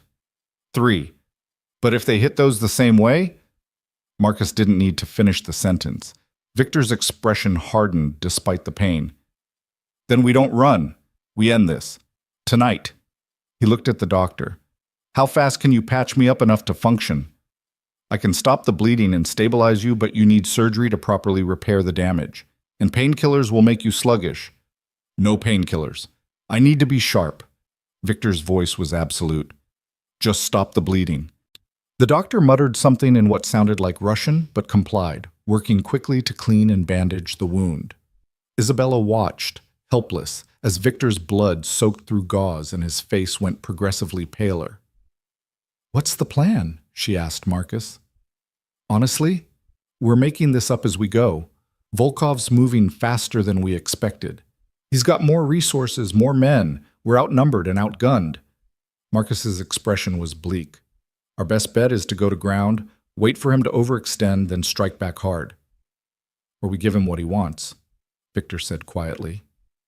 Every head in the room turned to stare at him. Isabella's stomach dropped. What are you talking about? He wants me. Wants to prove he's stronger, that he can take my empire. He's been using Isabella as bait to draw me out, but it hasn't worked because I've kept her hidden. Victor's gray eyes met hers, filled with something that looked like apology. What if we stop hiding? What if we give him a target he can't resist? Absolutely not, Isabella said immediately. You are not using yourself as bait. Not me. Us. Victor's hand tightened on hers. Think about it. Volkov wants to make a statement. He wants the whole city to see him take down Victor DeLuca.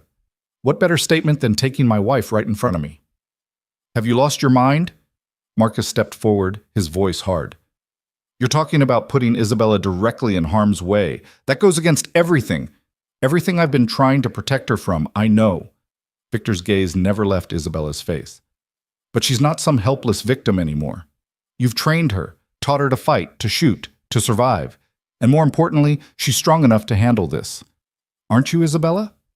Isabella's mind raced. The logical part of her screamed that this was insane, that Victor was concussed or delirious from blood loss. But another part, the part that had spent 3 days training for exactly this kind of situation, understood the cold tactical logic.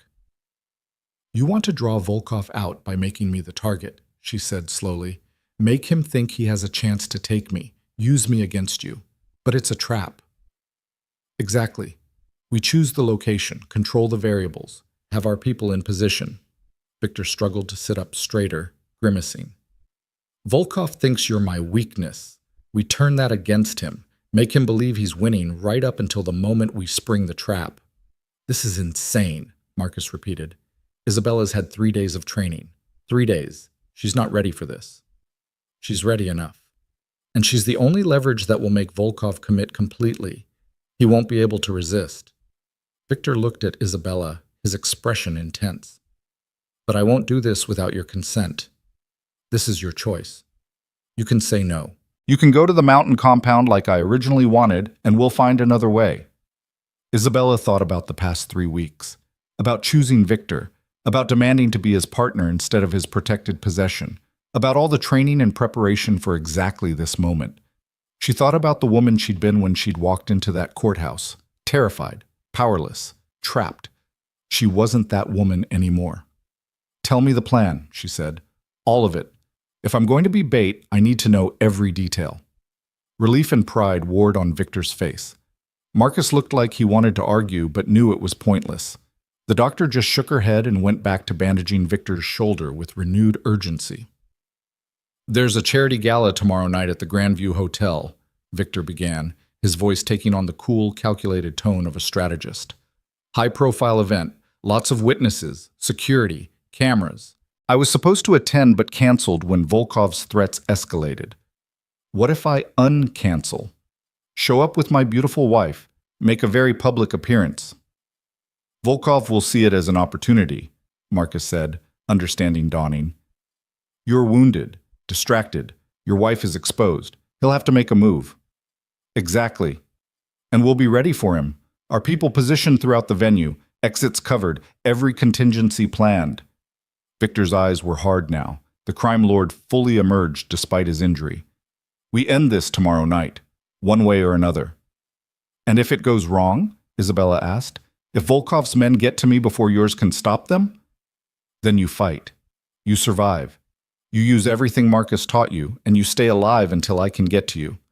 Victor pulled her close despite the pain it must have caused. But it won't come to that. I promise you, Isabella, I will not let him take you. You can't promise that. Not in the middle of a gunfight. Then I'll promise this instead. If he takes you, I'll burn the entire city to ashes to get you back. There won't be a hole deep enough for Volkov to hide. I will find him, and I will make him regret ever learning your name.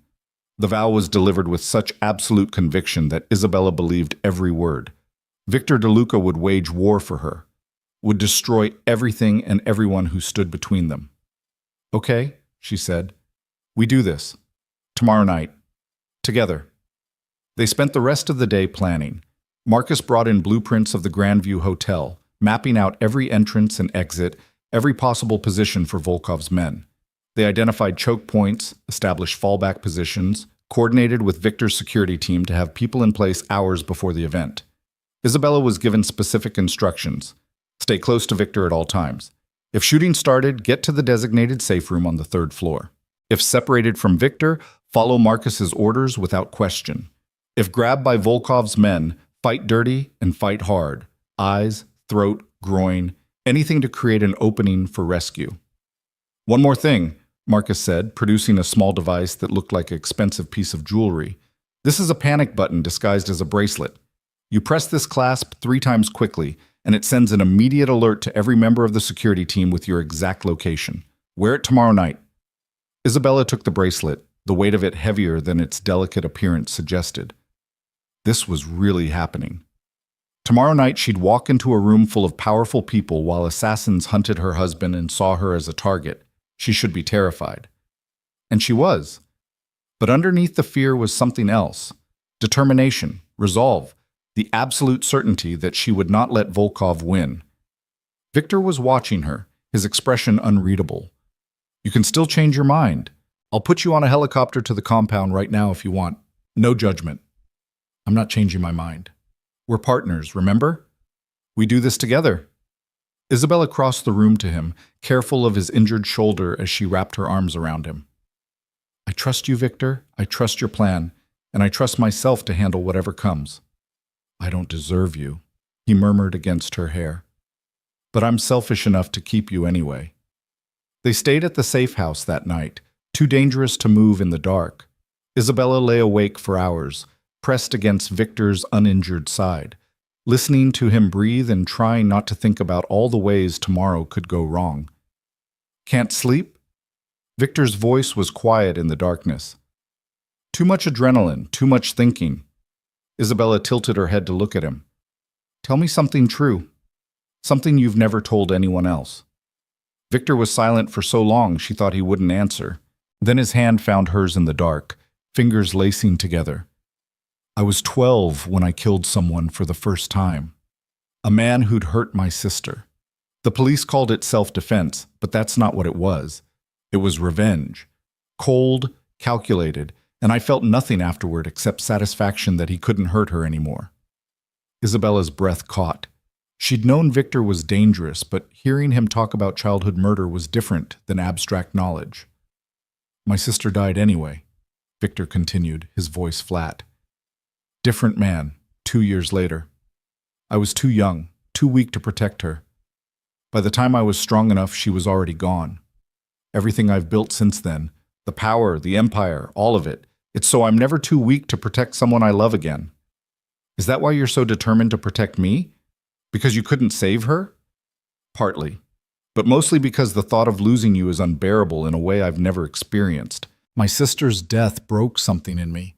Losing you would destroy what's left. Victor turned his head to look at her, his eyes catching the faint light from the boarded window. I know it's not healthy. I know I'm probably too possessive, too controlling. But Isabella, you're everything to me. My redemption, my second chance. The proof that I can build something good instead of just destroying what's rotten. Tears pricked Isabella's eyes. You're not broken, Victor. You're just human. Complicated and flawed and carrying too much pain. But you're not broken. You make me believe that. You make me want to be the man you see instead of the monster I know I am. He kissed her forehead gently. Tomorrow, no matter what happens, remember that I love you, that everything I do is to keep you safe. I know, and I love you too, enough to walk into danger beside you instead of hiding from it. Isabella pressed closer, careful of his wound. We're going to survive this, Victor. We're going to win, and then we're going to build the life we talked about on that island. Promise? Promise. They finally slept, tangled together, drawing strength from each other's presence. When Isabella woke, gray dawn light was filtering through the boards and Victor was already up, moving stiffly as he dressed in clothes Marcus had brought. How's the shoulder? She asked. Manageable. The doctor gave me some local anesthetic and strict orders not to use my left arm if possible. Victor's smile was wry. Good thing I shoot right-handed. The day passed in tense preparation. Isabella showered and changed into clothes appropriate for a charity gala, a stunning midnight blue gown that Victor's people had somehow procured overnight. It was beautiful and elegant, with strategic modifications Marcus had requested. The skirt had a hidden slit for mobility. The bodice had reinforced panels that functioned as light armor. A holster was custom fitted to her thigh, invisible beneath the fabric. You look beautiful, Victor said when she emerged. He was in a tuxedo despite his injury, looking every inch the powerful businessman instead of the wounded crime lord. And dangerous. I like it. Flattery will get you everywhere. Isabella helped him with his cufflinks, her hand steadier than she expected. Are you sure you're up for this? You were shot yesterday. I've functioned through worse, and besides, showing up injured makes the trap more convincing. Volkov will think I'm weakened, vulnerable. It'll make him overconfident. Victor caught her hand, pressing a kiss to her palm. Last chance to back out. Stop asking me that. I'm not backing out. I had to try. He smiled, but it didn't reach his eyes. Okay, let's go set a trap for a Russian arms dealer at a charity gala. Just another Friday night. The ride to the Grandview Hotel was surreal. They traveled in an armored limousine, flanked by security vehicles, Victor's hand never leaving Isabella's. She could feel his tension, the way his body was coiled and ready despite his injury. You remember the plan? He asked for the third time. Stay close to you. If separated, get to the safe room. If grabbed, fight dirty. Press the panic button if I need immediate help. Isabella touched the delicate bracelet on her wrist. I've got this, Victor. Trust me. I do. It's Volkov I don't trust. The hotel was spectacular, all marble and crystal chandeliers, the cream of society arriving in expensive cars and designer gowns. Security was tight, metal detectors at the entrance, guards checking invitations. But Isabella knew that Victor's people were here too, disguised as staff, as guests, positioned throughout the building. They made their entrance together, Victor's hand possessive on her waist. Conversations paused. Heads turned. Everyone knew who Victor DeLuca was, and the fact that he'd brought his new wife to such a public event was causing ripples of speculation. They're staring, Isabella murmured. Let them. I want everyone to see you, to know you're mine, to know that anyone who touches you is declaring war on me.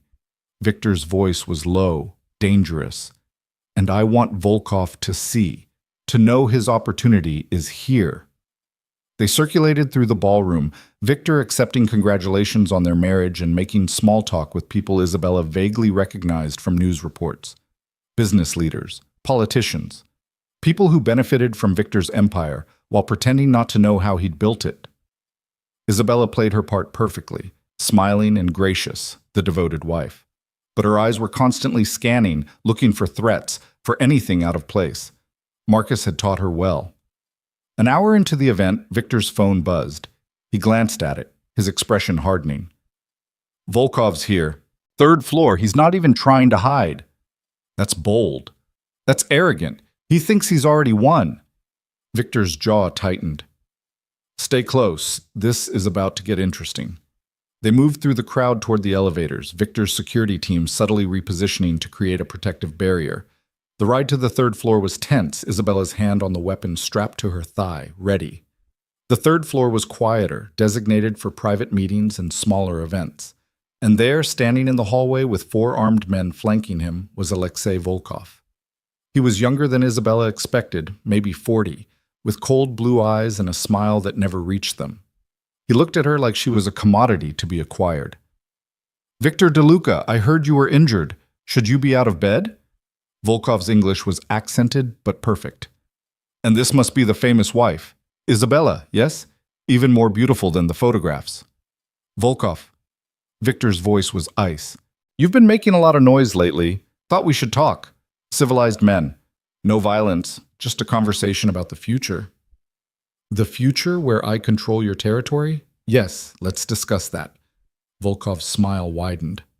But first, why don't we have your wife wait elsewhere? This is business, not for delicate ears. My wife stays with me, always. Victor's hand tightened on Isabella's waist. Anything you have to say to me, you can say in front of her. Touching. The great Victor DeLuca, brought low by love. Your predecessors must be spinning in their graves. Volkov took a step closer, his men moving with him. I'll make this simple. You have something I want. Territory, connections, respect, and I'm going to take it. The question is whether you're smart enough to walk away while you still can. And if I'm not, then people you care about get hurt, starting with the pretty little wife you're so desperate to protect. Volkov's eyes fixed on Isabella with predatory intent. I wonder how long you'd hold out if I had her. How much of your empire you'd trade for her safe return. Shall we find out? Everything happened at once. Volkov's men reached for their weapons. Victor shoved Isabella behind him. The hallway exploded into chaos as Victor's security team emerged from hidden positions, weapons drawn. Gunfire erupted, the sound deafening in the enclosed space. Isabella dropped to the floor like Marcus had taught her, rolling behind a decorative column. Her hand found her weapon, drew it smoothly. Training took over, muscle memory overriding panic. Victor was fighting despite his injury, moving with lethal efficiency. But there were too many of Volkov's men, and they were focused on separating him from Isabella. She saw Victor go down under two attackers, saw Volkov moving toward her with clear intent. She fired. The shot went wide. Adrenaline made her hands shake, but it was enough to make Volkov dive for cover. Isabella scrambled backward, heading for the safe room Marcus had shown her on the blueprints. She could hear Marcus shouting orders, hear the ongoing firefight behind her. Then hands grabbed her from behind. Isabella reacted on pure instinct. Elbow back into ribs, stomp down on instep, twist and break the grip. She spun, weapon coming up, and fired point blank into her attacker's chest. The man went down, dead before he hit the floor. Isabella stared at him for one frozen moment, shock threatening to overwhelm her. She'd just killed someone. Actually killed another human being. "Isabella, move!"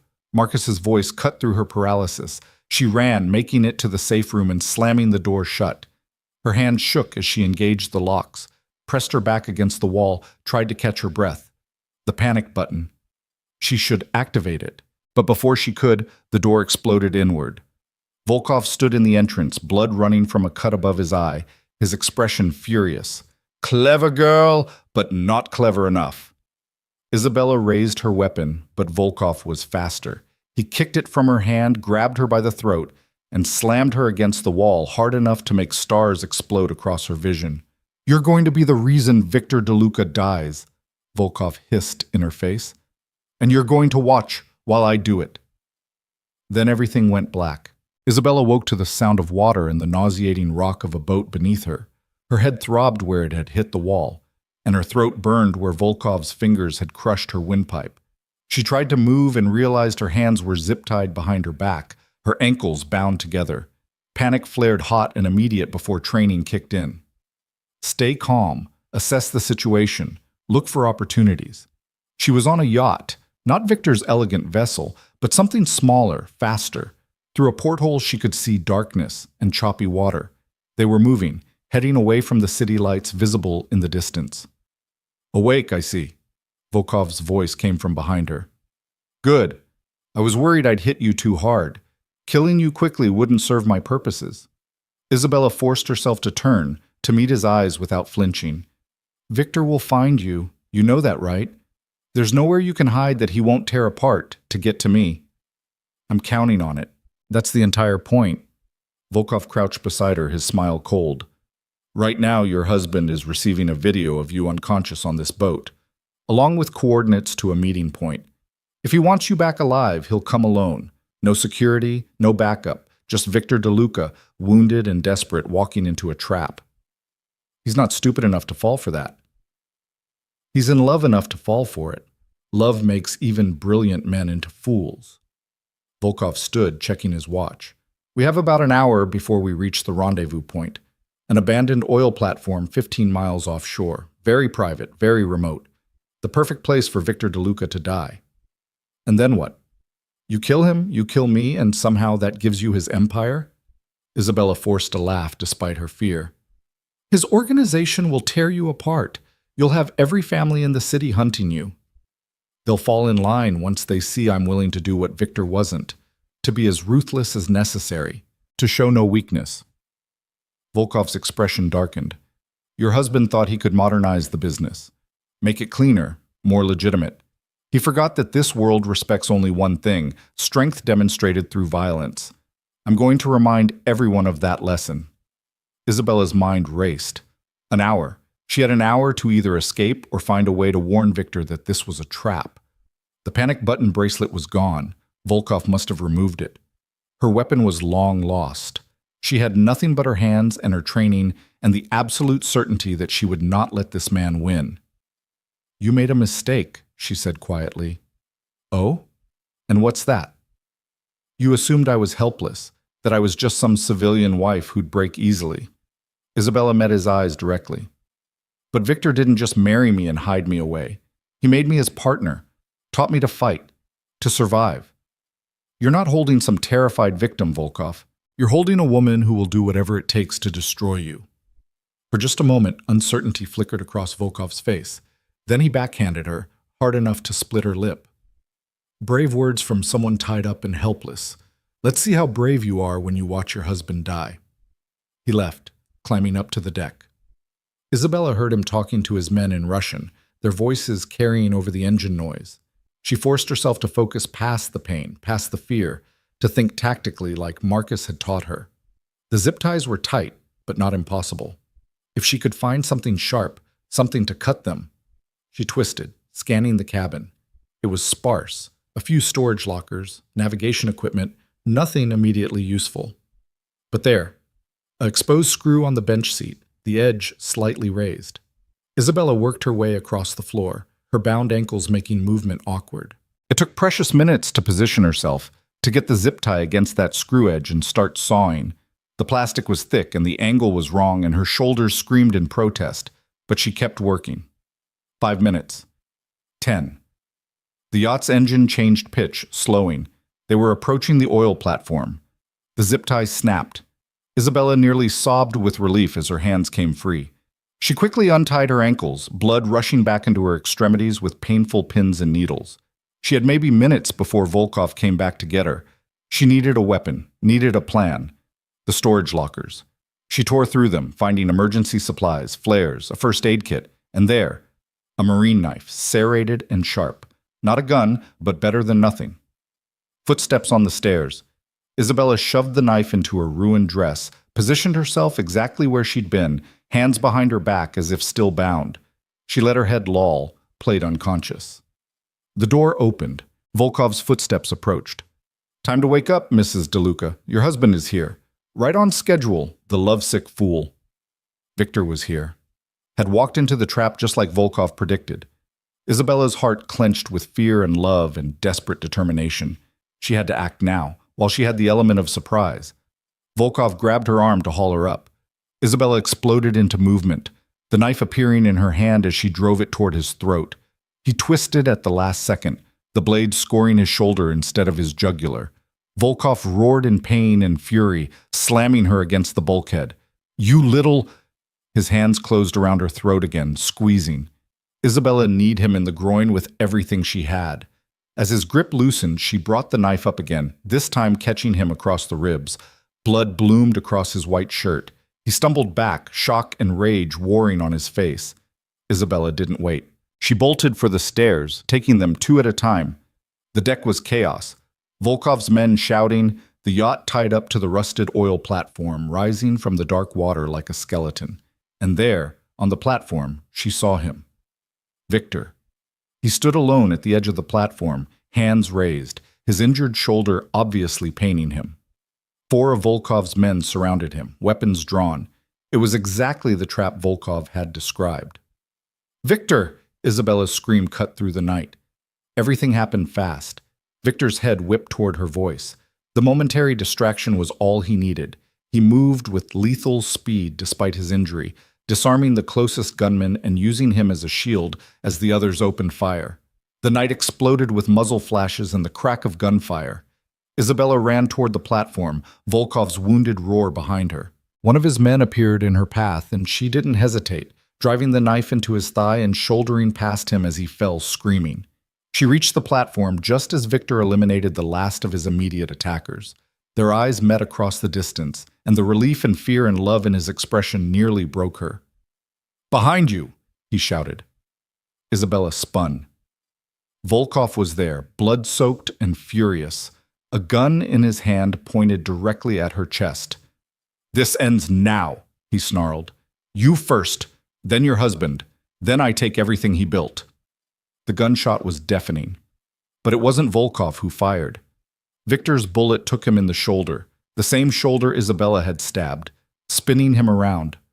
The Russian's gun went flying, clattering across the metal platform. Victor was already moving, crossing the distance with focused intensity despite his wound. "You made a critical error, Volkov," Victor said, his voice deadly calm as he stood over the fallen man. "You thought love was weakness. You thought caring about my wife made me vulnerable. But you forgot.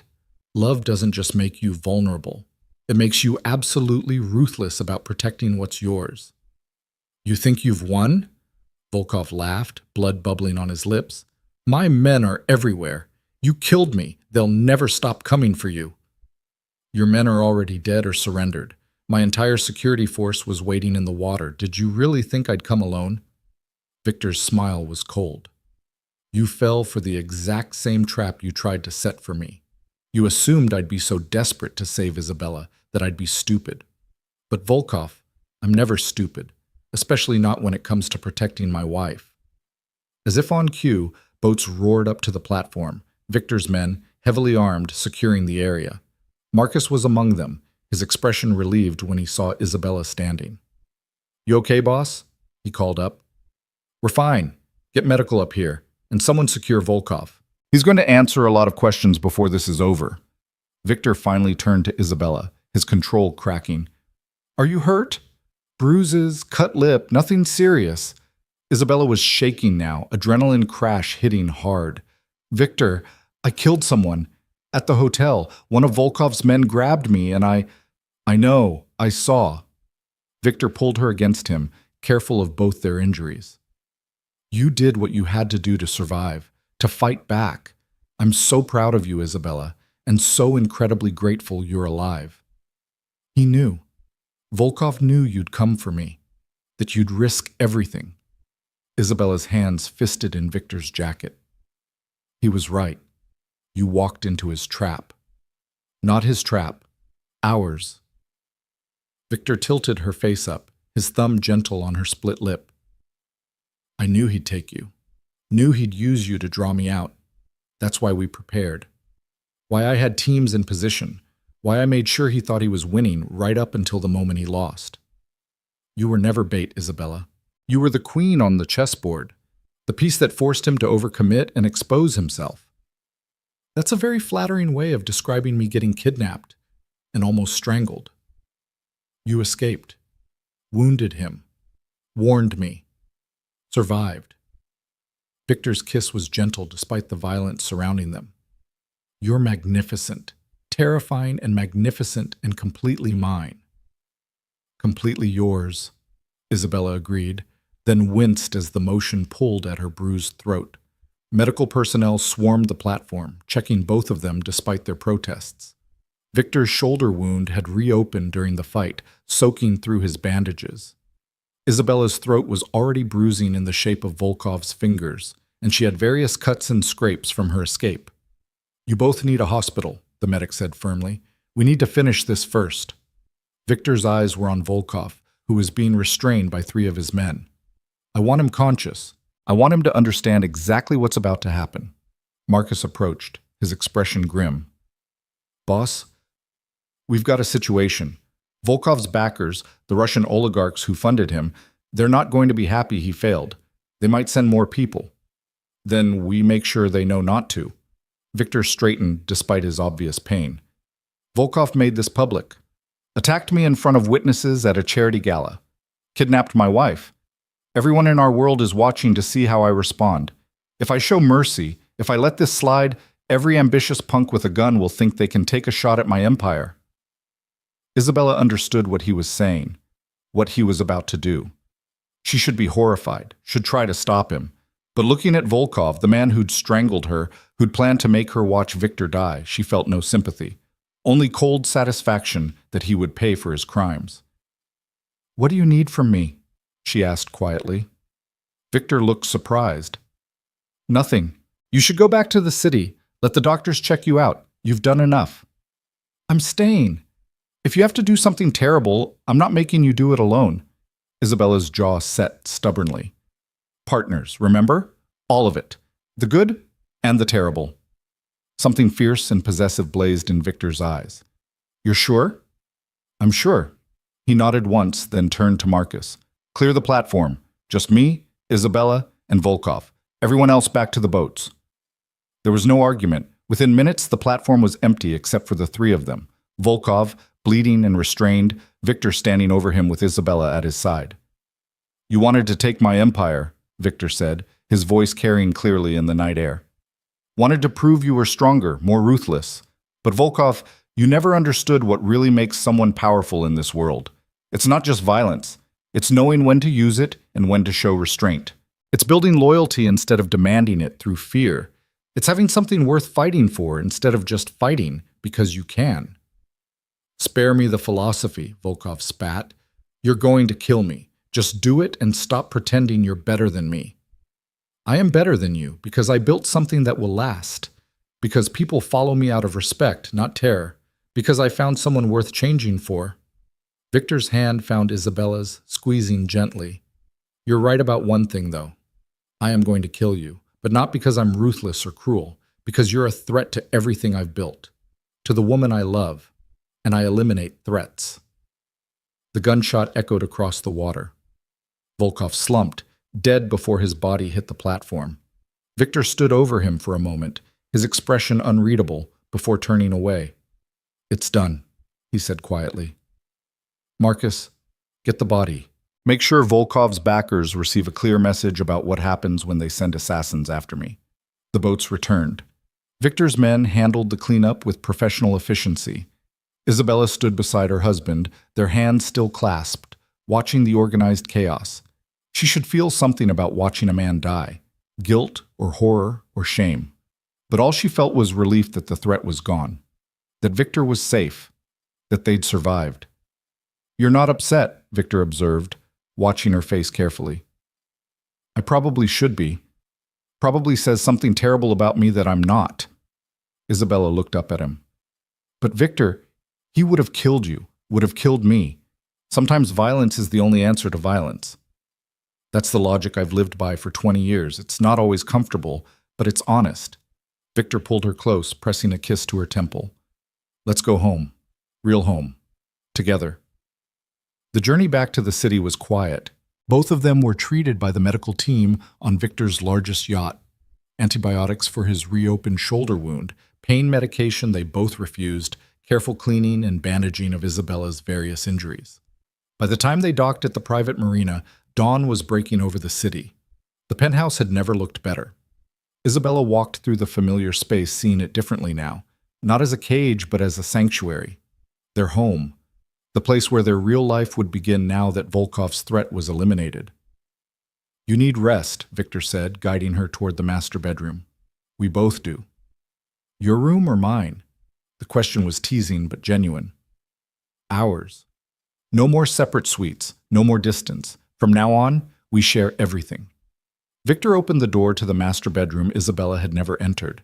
It was beautiful, all dark woods and soft grays, massive windows overlooking the city, a bed that looked like clouds. They helped each other undress carefully, mindful of injuries, showered together, washing away blood and fear and violence. When they finally crawled into bed, both of them were shaking with exhaustion. I thought I'd lost you, Victor murmured against her hair. When I saw that video of you unconscious, I've never been that terrified in my life. I thought I'd watch you die, that Volkov would make me witness it before he killed me too. Isabella pressed closer, needing the reassurance of his solid warmth. We survived, though. Together. Together, Victor agreed. Always together, from now on. They slept deeply, bodies intertwined, healing together. When Isabella woke, afternoon sun was streaming through the windows and Victor was already awake, watching her with an expression so tender it made her chest ache. Hi, she said softly. Hi yourself. His fingers traced her cheekbone, careful of the bruise forming there. How do you feel? Like I got strangled and thrown around a boat? But alive, grateful to be alive. Isabella caught his hand, pressing a kiss to his palm. What happens now? With Volkov gone, with his people eliminated? Now we rebuild. Reinforce. Make it clear that the attempt on my territory failed spectacularly. Victor's expression grew serious. There will be a period of adjustment.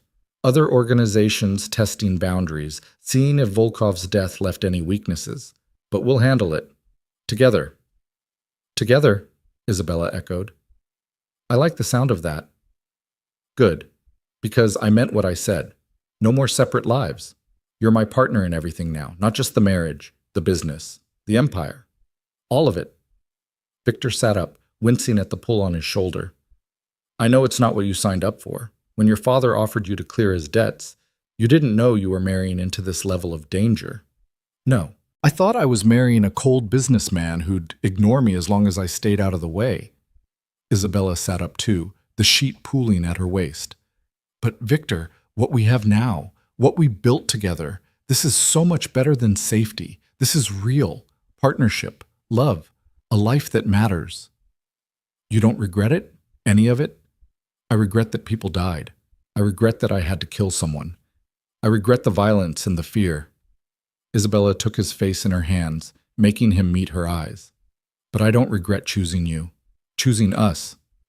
I'd make the same choice 1,000 times over. Victor kissed her deeply, thoroughly, until they were both breathless. I love you. More than I thought I was capable of loving anyone. You changed everything for me, Isabella. You changed everything for me too, made me stronger, braver, showed me I could be more than just a victim of my father's mistakes. Isabella smiled against his mouth. So what's next for us? After we finish rebuilding and reinforcing and making sure no one else tries to take your empire? That depends. What do you want? Really want, if you could have anything? Isabella thought about that, about the teaching degree she'd never finished, about the quiet life she'd once imagined, about the woman she'd been versus the woman she'd become. I want to finish my education, maybe not teaching. I think I'm too changed for that now, but something, business maybe. Learn how your legitimate corporations actually function. She paused, considering. And I want to help. With the charitable foundations you donate to anonymously, I want to make sure some of the money from your empire goes to actually helping people. Kids like I was, trapped by their parents' addictions and mistakes. Victor's expression was soft, proud. Done. All of it. I'll set up accounts for you to manage, put you in charge of the charitable operations, and pay for whatever schooling you want, business degree, law degree, anything. You don't have to. I want to. Isabella, I have more money than I could spend in 3 lifetimes. I want to use it to give you the life you deserve, the opportunities you should have had before your father ruined everything. Victor pulled her close, careful of their injuries. I want to build something with you, not just a criminal empire, a real legacy, something good that outlasts us both. Tears pricked Isabella's eyes. You're a good man, Victor DeLuca. Complicated and dangerous and morally gray, but good where it counts. Only because of you. You make me want to be better. He kissed her forehead, her nose, her lips. Marry me again. Isabella blinked. We're already married. I know, but our wedding was a transaction in a courthouse. I want to do it again, properly. A real ceremony with people we care about. Vows that mean something because we're choosing each other, not because we were trapped by circumstances. Victor's eyes were intense, vulnerable. Marry me again, Isabella? Not because of debts or contracts or obligations, just because you want to. Yes. The word came without hesitation. Yes, I'll marry you again as many times as you want. His smile was brilliant, transforming his usually controlled features into something boyish and joyful. Soon, as soon as we're healed, I want the world to see that you chose me, that we chose each other.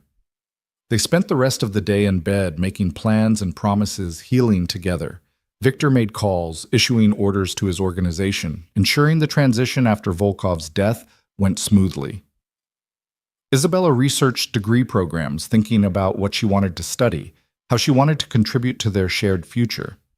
As evening fell, they moved to the terrace, watching the city lights come on one by one, the same view Isabella had stared at 3 weeks ago when she'd felt like a ghost in Victor's home. Now everything was different. She was different. Do you think my father knows, she asked quietly, that Volkov tried to use me? That there was a war over his debts? Probably. News travels fast in our world. Victor's arm tightened around her waist. Do you want to see him? I can arrange it. Isabella thought about her father, about the years of disappointment and broken promises, the way he'd sold her to pay his debts without a second thought. Part of her wanted to rage at him, to make him understand what his choices had cost her. But another part, the part that had survived and grown and become someone strong, felt only pity. No, he made his choices.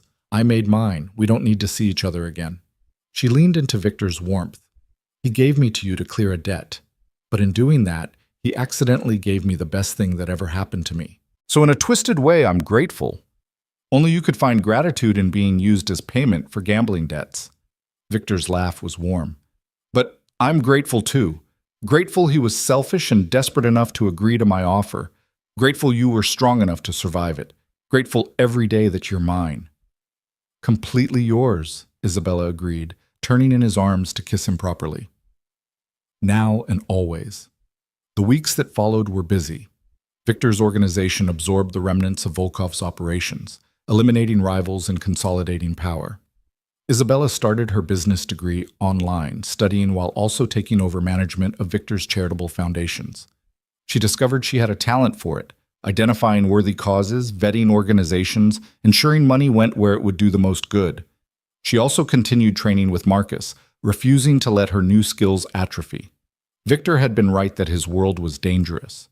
She needed to stay sharp, stay ready, stay capable of protecting herself and the life they were building together. Their second wedding was small and intimate, just Marcus and a few of Victor's most trusted people, held at sunset on the private island where everything between them had changed. Isabella wore a simple white dress, wildflowers in her hair, barefoot on the sand. Victor looked at her like she hung the moon. When they exchanged vows this time, every word was true and chosen and meant. I choose you, Isabella said, her hands clasped in Victor's. Not because I have to. Not because circumstances forced us together, but because you're the best man I know. Flawed and dangerous and absolutely perfect for me. I choose you today and every day for the rest of our lives. I choose you, Victor echoed, his voice thick with emotion. My redemption. My second chance. The woman who made me believe I could be more than the sum of my sins. I promise to protect you, cherish you, and build a life with you that's worthy of the gift of your love. I choose you, Isabella, today and always. Marcus, serving as officiant, smiled. By the power vested in me by absolutely no one, I now pronounce you husband and wife. Again, you may kiss your bride, boss. Victor did, thoroughly and enthusiastically, while their small audience cheered. When they finally broke apart, both laughing and crying and completely happy, Isabella felt like she'd come home. This was where she belonged. Not in some quiet life teaching literature to indifferent students, but here, beside this complicated, dangerous man who loved her enough to change, building something meaningful from the ashes of violence and crime, creating a legacy that would outlast them both. They honeymooned for real this time, 3 weeks on the island with no interruptions, no threats, no violence. Just the two of them, learning each other thoroughly, planning their future together. When they finally returned to the city, it was as true partners, equal in every way that mattered. Isabella threw herself into her work with the foundations, expanding their reach and impact. She enrolled in business school properly, attending classes and making connections.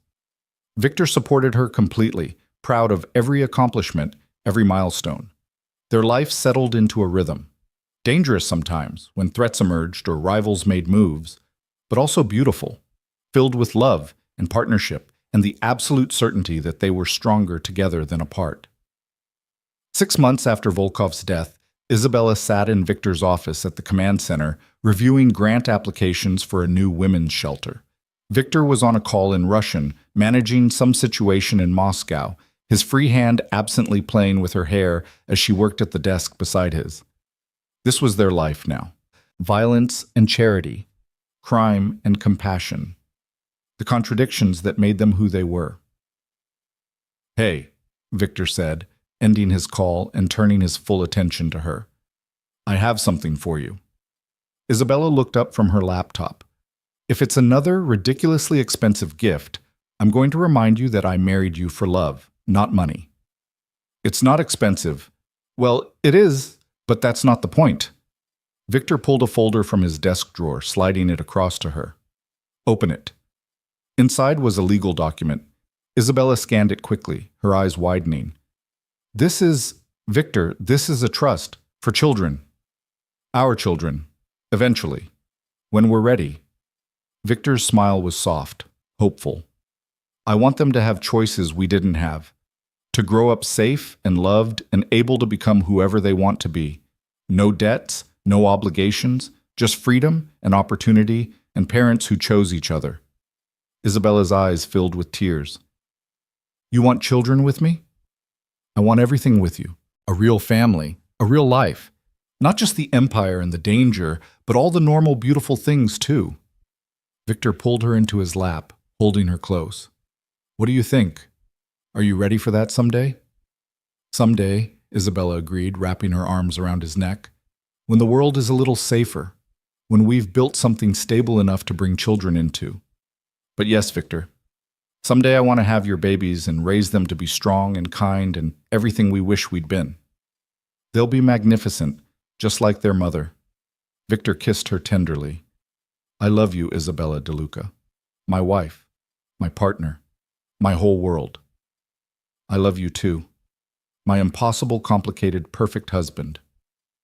Isabella rested her forehead against his. Thank you for making me strong enough to choose this life, to choose you, to choose us.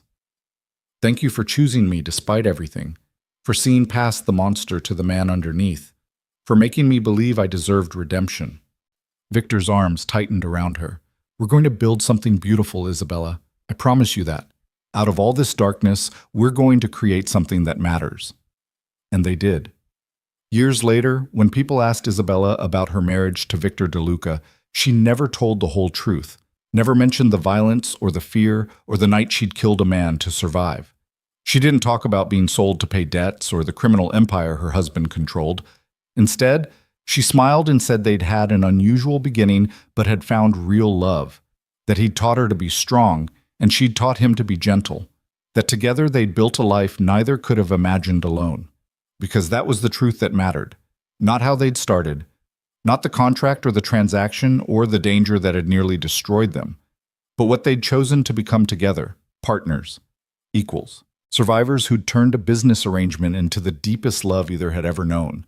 And every night, when Victor pulled her close in their bed and whispered that she was his whole world, Isabella knew she'd made the right choice, in choosing danger over safety, in choosing complicated over simple, in choosing Victor De Luca over freedom.